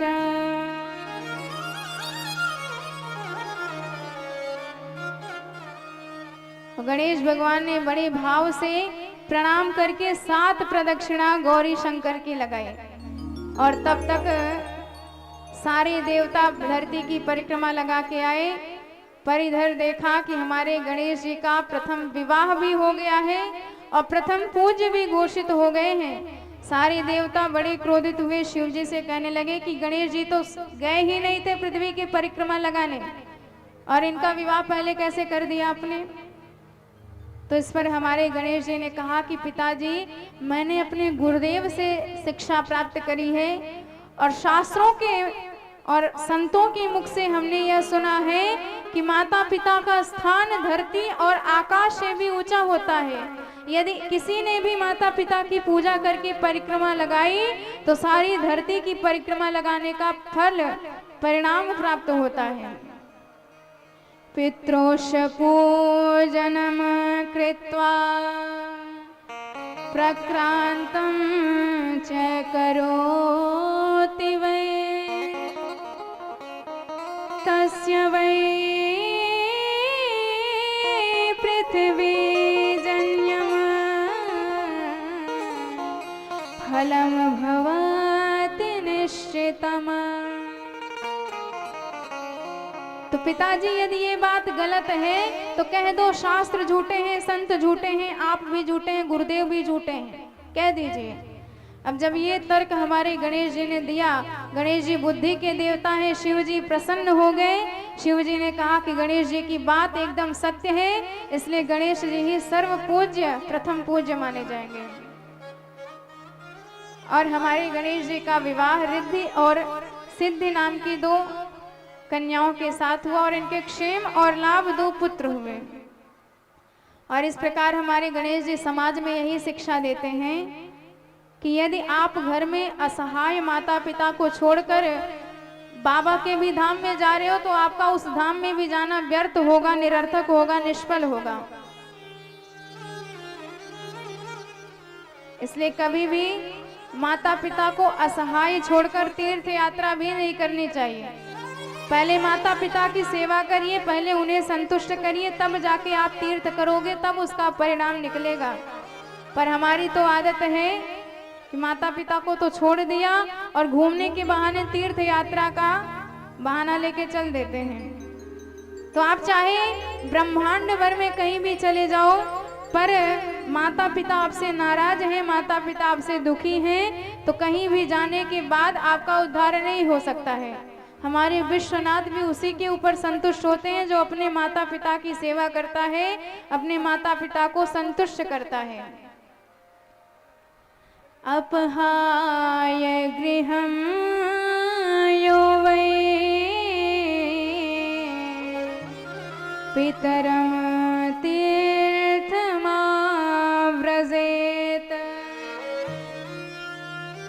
तस्य पापं तथा प्रोच्यः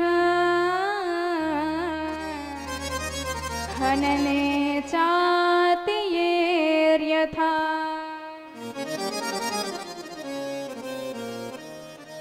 इसलिए आपके जीवन में माता पिता के चरण से बढ़कर कोई तीर्थ नहीं हो सकता है।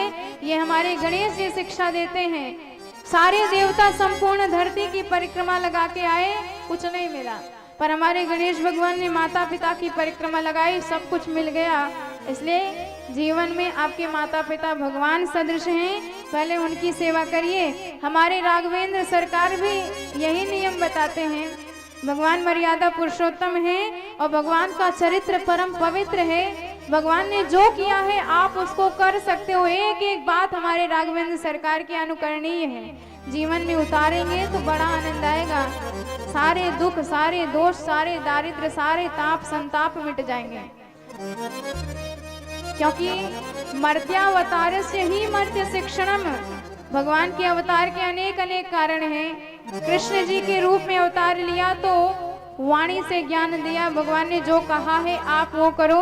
पर राम जी के रूप में अवतार लिए हैं तो प्रभु ने जो किया है आप वह करो और अपने जीवन को परम धन्य बनाइए।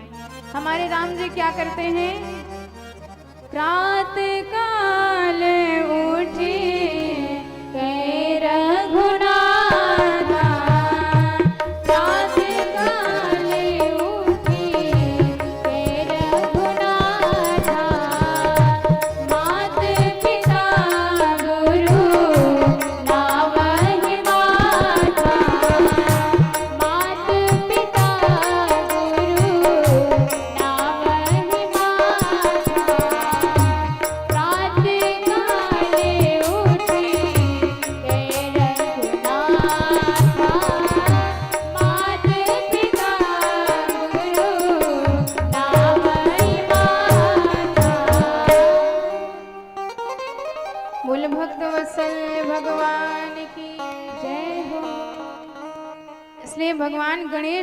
भगवान राम जी ने अपने चरित्र से यह शिक्षा दी है कि माता पिता से बढ़कर हमारे लिए इस जगत में कोई और भगवान नहीं है। पहले इन्हें संतुष्ट करिए, पहले इन्हें प्रसन्न कीजिए, तब आप जो भी सत्कर्म करेंगे, जो भी धर्म कर्म करेंगे, जो भी तीर्थ यात्रा करेंगे, सबका परिणाम निकलेगा, सबका फल प्राप्त होगा। बोल भक्तवत्सल भगवान की जय हो। तो इस प्रकार गणेश जी का वृत्तांत अब एक बार वर्णन आता है कि भगवान कार्तिकेय ने तारकासुर नाम के दैत्य का वध किया और इसके 3 पुत्र हुए, तारकाक्ष, कमलाक्ष और विद्युन्माली। और तीनों ने इतना घनघोर ब्रह्मा जी का तप किया, 1000 वर्ष तक सिर के बल रखे ब्रह्मा जी को परम प्रसन्न किया। इतना कठोर तप। पर कहा जाता है संपीडनाय जगतो यदि स क्रियते तपः सफलम तद्गतम तेद्य तस्मात् सुविहतम तपः।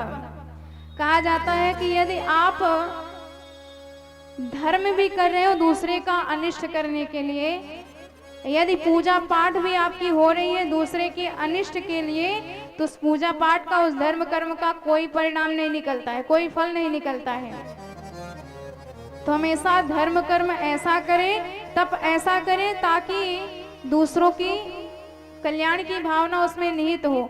हमारे यहाँ पूजा किया जाता है तो कहा जाता है सर्वे भवन्तु सुखिनः, संपूर्ण ब्रह्मांड के जीव, संपूर्ण धरती के वासी सुखी रहे, प्रसन्न रहे, गदगद रहे, आनंद में रहे, यह हमारा भाव है। और यदि इस भाव से सनातन समग्र सृष्टि के कल्याण के भाव से आप कुछ भी पूजा पाठ, धर्म कर्म, अनुष्ठान, सत्कार्य करोगे तो उसका 100% परिणाम निकलता है।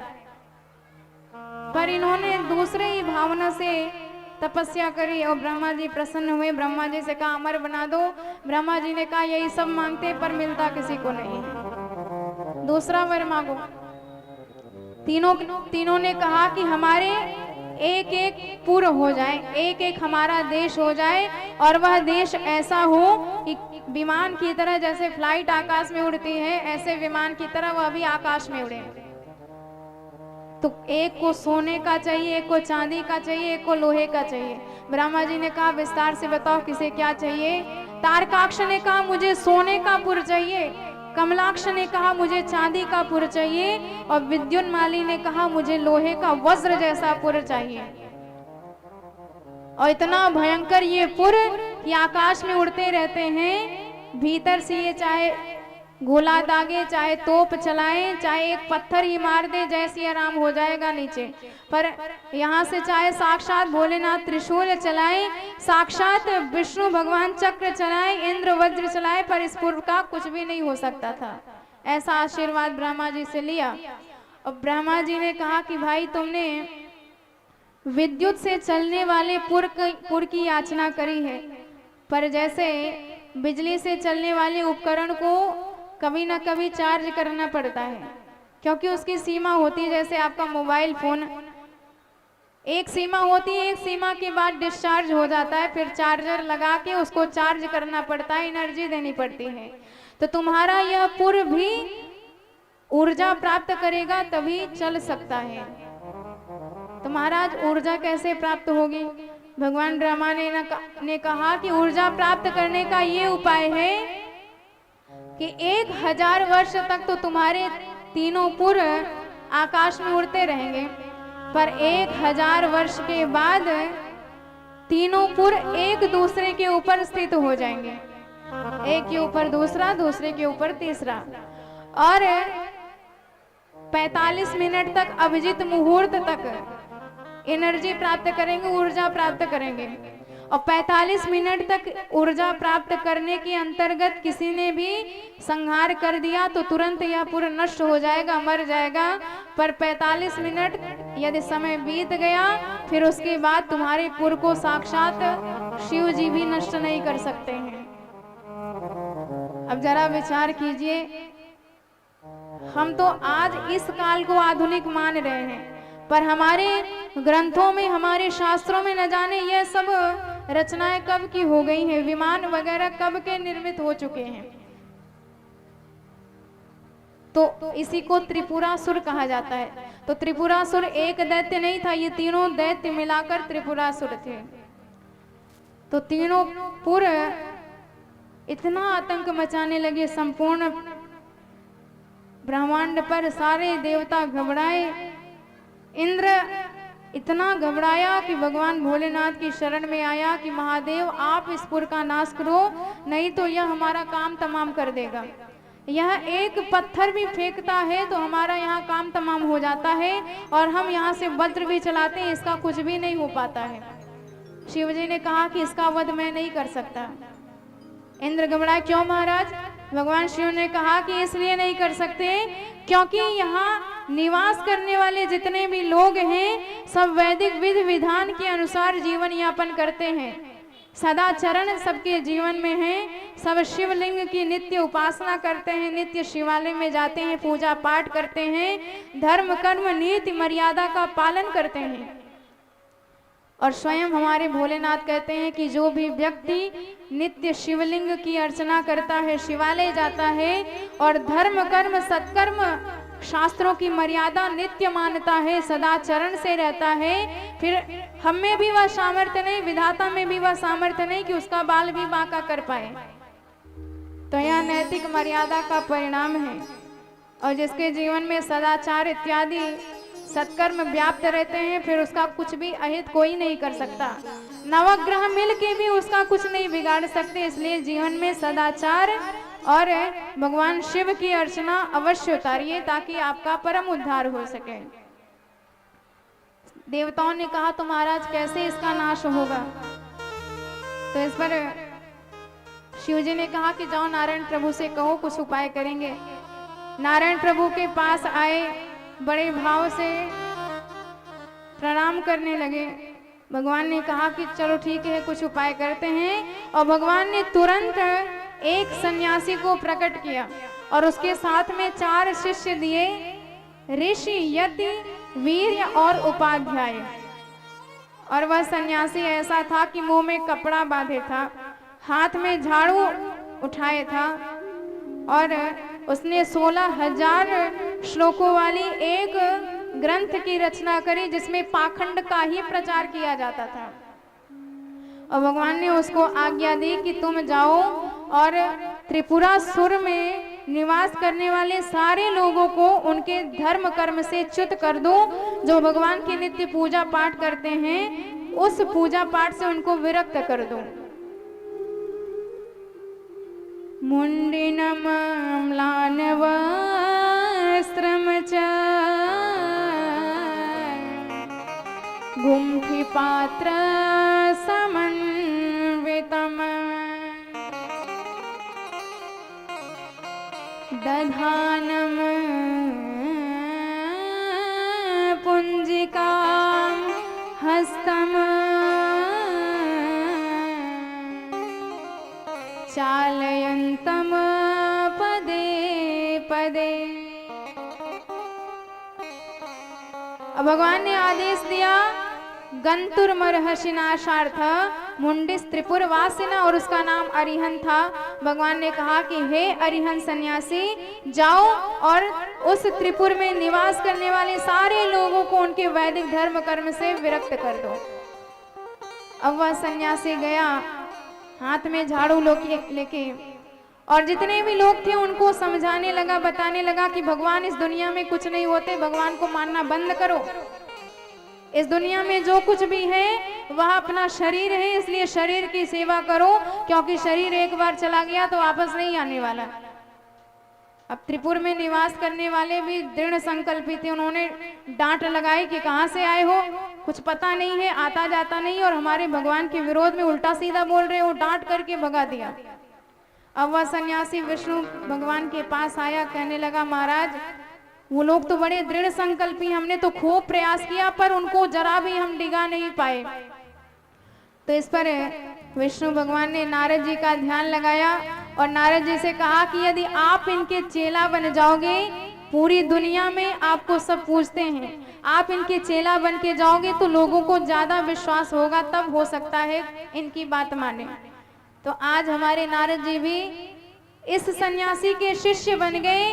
आज हाथ में वीणा नहीं है, नारायण नारायण मंत्र नहीं जप रहे हैं, सन्यासी के साथ उसी का वेश बनाए, हाथ में झाड़ू लेकर के त्रिपुर के राज्य में आए। और जैसे ही सबने नारद जी को देखा तो बड़े भाव से चरणों में प्रणाम किया, नारद जी का स्वागत किया। नारद जी बड़े दिन बाद दर्शन दिए आपने, पर आपकी तो सारी स्वरूप ही बदल गई है। हाथ में वीणा धारण करते थे, आज झाड़ू लिए हो आप।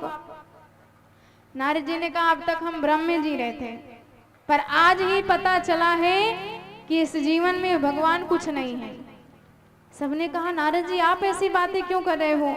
नारद जी ने कहा कि आज हमको गुरुदेव मिल गए और गुरुदेव ने हमको ऐसा ज्ञान दिया कि हमको सब समझ में आ गया, क्या कर्तव्य है क्या अकर्तव्य है।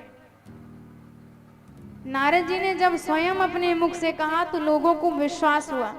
उन्होंने कहा कि नारद जी हमको भी उन्हीं से दीक्षा दिलवाइए, हम भी वह ज्ञान जानना चाहते हैं। अरे जब आप जैसे संत ज्ञान मान रहे हो तो हम भी मानेंगे। तो नारद जी ने तुरंत सन्यासी का ध्यान लगाया, सन्यासी प्रकट हो गया और नारद जी ने कहा कि आप इनको दीक्षा दीजिए और इन्हें ज्ञान प्रदान कीजिए। तो नारदो दीक्षितो यस्माद वयम दीक्षाम वाप्नुतः, सबके सब उस सन्यासी से दीक्षा लिए और दीक्षा लेने के बाद उसने शिक्षा देना प्रारंभ किया। उसने कहा कि देखो स्वर्ग और नरक इसी दुनिया में और हमारे सामने ही है। जब आपको सुख मिले तो समझ जाइए स्वर्ग का सुख आप भोग रहे हो, और जब दुख मिले तो समझ जाइए नरक मिल रहा है। तो स्वर्गो नरको ही दुखाय प्राणी नाम नान्यता क्वचित सुखम सर्गम समाख्यातो दुखम नरक में वही। और उन्होंने कहा कि यह हमारा शरीर ही सब कुछ है, शरीर एक बार गया तो नष्ट हो गया तो मिलने वाला नहीं, इसलिए शरीर की खूब सेवा करो, कभी इसे क्लेश मत दो, कभी इसे कष्ट मत दो, हमेशा इसे बढ़िया बढ़िया भोजन कराओ, हर प्रकार की सुख सुविधा उपलब्ध कराओ। किसी ने कहा महाराज कोई गरीब हो दरिद्र हो तब क्या करें? आप कह रहे हो कि घी पिए, अब गरीब है धन है नहीं तो घी कहाँ से खरीदेगा, घी तो बड़ा महंगा होता है। तो उन्होंने कहा कि कर्जा लेके घी पिए, क्योंकि शरीर थोड़ी मिलने वाला है, मर जाओगे, इसलिए कर्जा लेके ही घी का पान करो। लेकिन इतना ही आपका एक लक्ष्य होना चाहिए कि येन केन प्रकारेण शरीर की ही सेवा करो। अब तो जब ये बातें कही सारे त्रिपुर में वास करने वाले नर नारी अपने धर्म से च्युत हो गए, सबके सब अधर्म में व्याप्त हो गए। और जहां अधर्म का वातावरण फैला, जो नित्य पूजा करते थे, शिवालय जाते थे, शिवलिंग की अर्चना करते थे, सबके सब शिवलिंग की अर्चना करना बंद कर दिए और चारों तरफ अधर्म ही अधर्म फैल गया, दरिद्रता ही दरिद्रता फैल गई।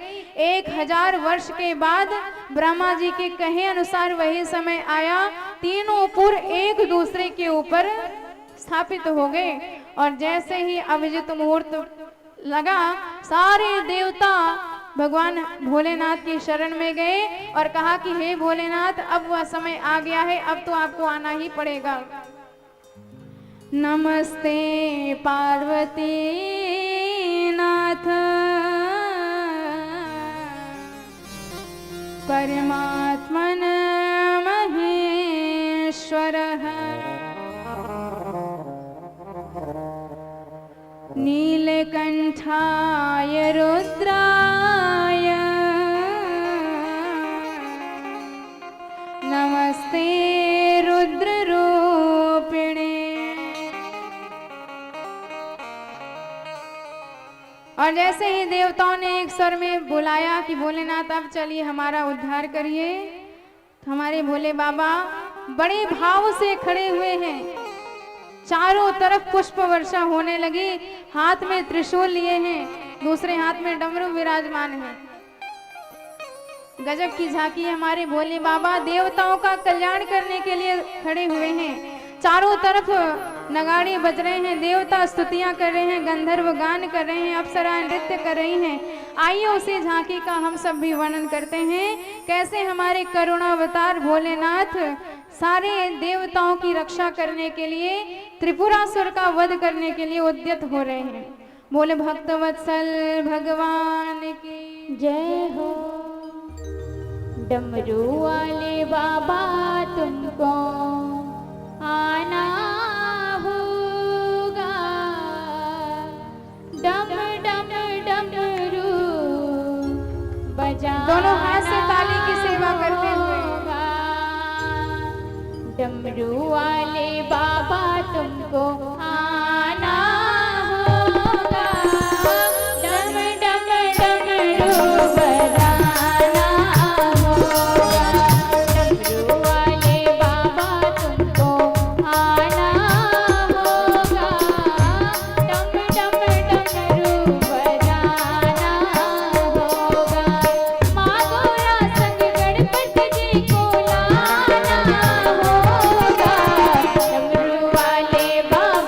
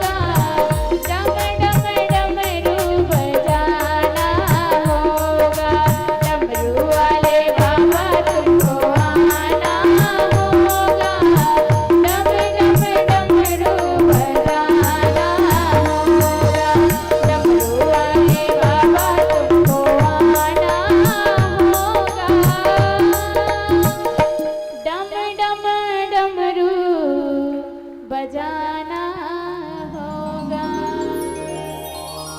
बोल शंकर भगवान की जय हो। सारे देवताओं ने जब भोलेनाथ से प्रार्थना करी तो हमारे भोलेनाथ हाथ में त्रिशूल लेके खड़े हुए। विश्वकर्मा भगवान ने दिव्य ज्योतिर्मय रथ बना के दिया और उस रथ में विराजमान होके पिनाक नाम का धनुष हाथ में लिया और तुरंत उस त्रिपुरासुर का वध करने के लिए भोलेनाथ तैयार हो गए। सारे देवता घबरा रहे हैं। मात्र 45 मिनट का समय है और यदि इस 45 मिनट में भगवान भोलेनाथ ने त्रिपुरासुर का वध कर दिया तो वध हो जाएगा, नहीं तो फिर एक बार चूक गए तो फिर 1000 वर्ष तक पुनः प्रतीक्षा करनी पड़ेगी और तब जाके तीनों पुर फिर एक दूसरे के ऊपर स्थित होंगे और तब फिर 45 मिनट में इनका वध करना होगा। तो सारे देवता मना कर भोलेनाथ को लेके आए। भोलेनाथ ने पिनाक धनुष से संधान किया, एक बाण मारा पर निशाना चूक गया। सारे देवताओं की धड़कन तेज हो गई। भोलेनाथ आपका निशाना चूकता जा रहा है और समय भी निकलता जा रहा है। एक बार समय गया तो फिर 1000 वर्ष बाद इसका वध हो पाएगा। ध्यान से करिए। भोलेनाथ ने कहा क्या करें, हमारे अंगूठे में बड़ा तेज से दर्द उठने लगा और दोबारा प्रयास किया, दोबारा संधान किया तो फिर दोबारा निशाना चूक गया। तो देवता इतने घबरा गए, महाराज आखिरी मौका बचा है, 3 ही बाण में मारना था, केवल 1 बाण बचा है। भोलेनाथ ने ध्यान किया, अरे हमने युद्ध तो शुरुआत कर दी पर गणेश जी का नाम ही नहीं लिया, गणेश जी का पूजन ही नहीं किया।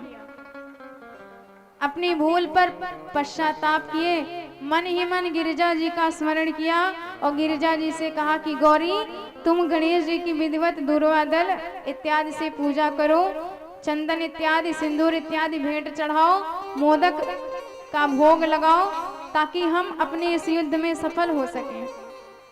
गौरी मैया ने तुरंत चौकी पर गणेश जी को बिठाया, तिलक इत्यादि किया, दुर्वा इत्यादि चढ़ाया और सामने मोदक रखा। लड्डू खाते खाते हमारे गणेश भगवान मान गए।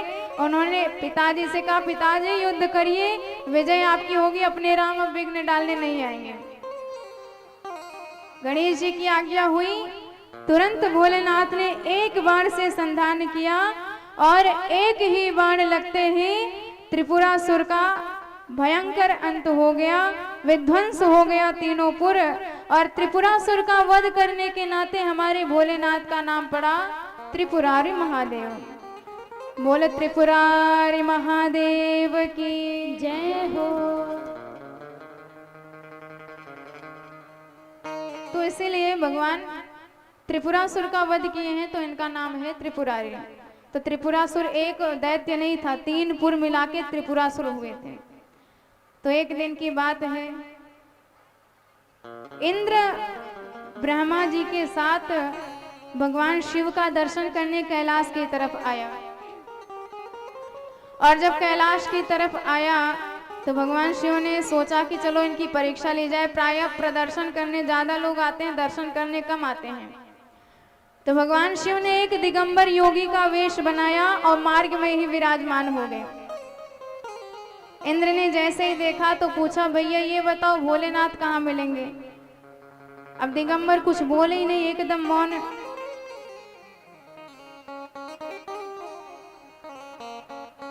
एकदम मौन। इंद्र को क्रोध आया, बताता क्यों नहीं। तुरंत वज्र का संधान कर लिया और जैसे ही वज्र उठाया भोलेनाथ परम क्रोधित हो गए। दिगंबर के रूप को बदलकर तुरंत अपना भव्य रूप प्रकट किया। इतने क्रोधित हुए कि भगवान का तीसरा नेत्र खुल गया और जैसे ही तीसरे नेत्र में अग्नि प्रज्वलित होने लगी, ब्रह्मा जी तो घबरा गए, कहीं भगवान ने अग्नि डाल दे इंद्र के ऊपर, इंद्र तो विध्वंस हो जाएगा। भगवान भोलेनाथ की स्तुति करे कि हे प्रभु अपने क्रोध को शांत करिए, नहीं तो सारी सृष्टि की व्यवस्था बिगड़ जाएगी, बदल जाएगी। समुद्धरम च शांतम स्वम क्रोधम नयनजम कुरो। जब भोलेनाथ से इस प्रकार विनती करी तो तुरंत भोलेनाथ शांत हुए। भोलेनाथ ने कहा कि यह अग्नि अब कहीं ना कहीं तो जाएगी, तो देवताओं ने कहा कि यह अग्नि आप क्षार समुद्र में डाल दीजिए। तो समुद्र में वह अग्नि गई और एक सुंदर बालक के रूप में परिणत हो गई। अब ब्रह्मा जी ने इतना सुंदर बालक देखा तो सोचे कि चलो इससे मिल आवे, और बालक से जैसे मिलने गए, गले लगाया, बालक तो इतना तेजस्वी, ब्रह्मा जी के ही गर्दन को दबाया। इतनी तेजी से ब्रह्मा जी का गर्दन दबाया कि ब्रह्मा जी की आंखों से अश्रुपात होने लगा, और उसी अश्रु को उस बालक ने पान कर दिया। ब्रह्मा जी ने येन केन प्रकारेण अपने प्राण बचाए और उसका नाम रख दिया जलंधर, क्योंकि नेत्राभ्याम विद्रतः यस्माद अनैनैव जलम मम तस्मात् जलंधरेतिह ख्यातो नामना भवत्वसो। ब्रह्मा जी ने कहा कि मेरे आंखों से अश्रुपात हुआ है और इस अश्रु का पान इसने किया है, जल को धारण किया है, इसलिए इसका नाम होगा जलंधर। और वह जलंधर महाप्रतापी भगवान की खूब तपस्या करके तमाम प्रकार की शक्ति का अर्जन किया और इतना प्रतापी हो गया कि सबसे पहले स्वर्ग पर ही आक्रमण किया। इंद्र बेचारे घबराए, नारायण प्रभु की शरण में आए तो स्वयं नारायण प्रभु जलंधर से युद्ध करने के लिए पधारे। और जलंधर जानता था कि ये सारे जगत के मालिक हैं, इनसे तो मैं हमेशा हार ही जाऊंगा। संतुष्ट कर लिया भगवान को, और भगवान जब प्रसन्न हो गए तो उसने कहा कि मुझे एक वरदान दीजिए। यदि भावुक तुष्टोऽसि वर में तम ददस्व में मत भगिन्या मया सार्धम मदगेहे सगणो वसा। जलंधर ने कहा कि यदि आप मुझसे प्रसन्न हैं तो मुझे एक वरदान दीजिए। भगवान ने कहा मांगो। उसने कहा हम तो आपके रिश्तेदार भी ठहरे। प्रभु ने कहा वो कैसे? उसने कहा कि प्रभु आप लक्ष्मी जी के पति हो और लक्ष्मी मेरी दीदी लगती है, मेरी बहन लगती है, तो इस नाते आप हमारे जीजा जी हैं। तो मैं आपका साला और आप अपने साले का ही वध करने जा रहे हो। अब भगवान ने ये रिश्तेदारी की बात सुनी तो अवाक रह गए और लक्ष्मी जी अड़ गई, मेरा भाई है ये, खबरदार इसे इसका बाल विवाह का हुआ। तो उसने वरदान मांगा कि प्रभु आप अपने गणों के साथ और मेरी बहन लक्ष्मी के साथ मेरे घर में निवास कीजिए। तो प्रभु उसके घर में, उसके महल में वास करने लगे। सारे देवता तो घबराए, नारायण प्रभु को भेजा युद्ध करने के लिए, पर प्रभु तो उसके ही पक्ष में जा बैठे। भोलेनाथ के पास आए तो भोलेनाथ ने नारद जी को भेजा कि जाओ कुछ ऐसा करो ताकि उस जलंधर की मृत्यु हो। नारद जी आए, जलंधर को भड़काए कि वैसे तो दुनिया में तुम्हारी शक्ति और तुम्हारे धन का कोई आकलन नहीं किया जा सकता, बराबरी कोई नहीं कर सकता, पर तुम भोलेनाथ से अब भी एक मामले में पीछे हो। उसने कहा क्या? नारद जी ने कहा कि भोलेनाथ के यहाँ उनकी पत्नी संपूर्ण विश्व में परम सुंदरी है और यदि वैसी स्त्री तुम्हारे घर में हो जाए तो फिर तुम्हारा इस दुनिया में कोई भी बराबरी नहीं कर सकेगा। और जब ये बात सुनी जलंधर ने तो तुरंत एक दूत को भेजा और ये कहलवाया भोलेनाथ से कि अपनी पत्नी को हमें दे दें। स्वस्त्री रत्नम देहि मह्यम राज्ञा सुख करा प्रजा। अब भोलेनाथ को हंसी आ गई, भोलेनाथ ने टाल दिया तो उसने दैत्य भेजे शिव जी से लड़ने के लिए। इधर भोलेनाथ दैत्यों से लड़ते रहे और उधर जलंधर शिव जी का ही रूप बनाकर पार्वती मैया के पास गया। और जैसे ही गौरी मैया के पास गया, पर गौरी मैया का ताप सह नहीं पाया, पसीना पसीना हो गया। गौरी मैया इतनी क्रोधित हो गई, अंतर ध्यान हो गई, नारायण प्रभु के पास प्रकट हुई और उन्हें आदेश दिया कि यह जलंधर अपनी पत्नी के पातिव्रत धर्म से अजेय बना हुआ है, इसलिए मैं तुम्हें आज्ञा देती हूँ कि जिस तरह इसने मुझे छलने का प्रयास किया है ऐसे तुम भी इसके पत्नी को छलो और इसके पातिव्रत धर्म को नष्ट करो ताकि इसका वध हो। तेनैव दर्शिता पंथा बुद्धस्वम त्वं तथैव हि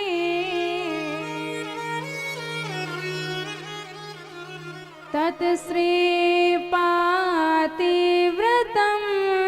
धर्मम्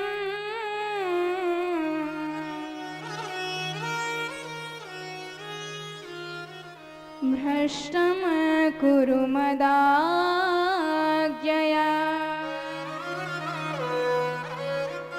मेरी आज्ञा है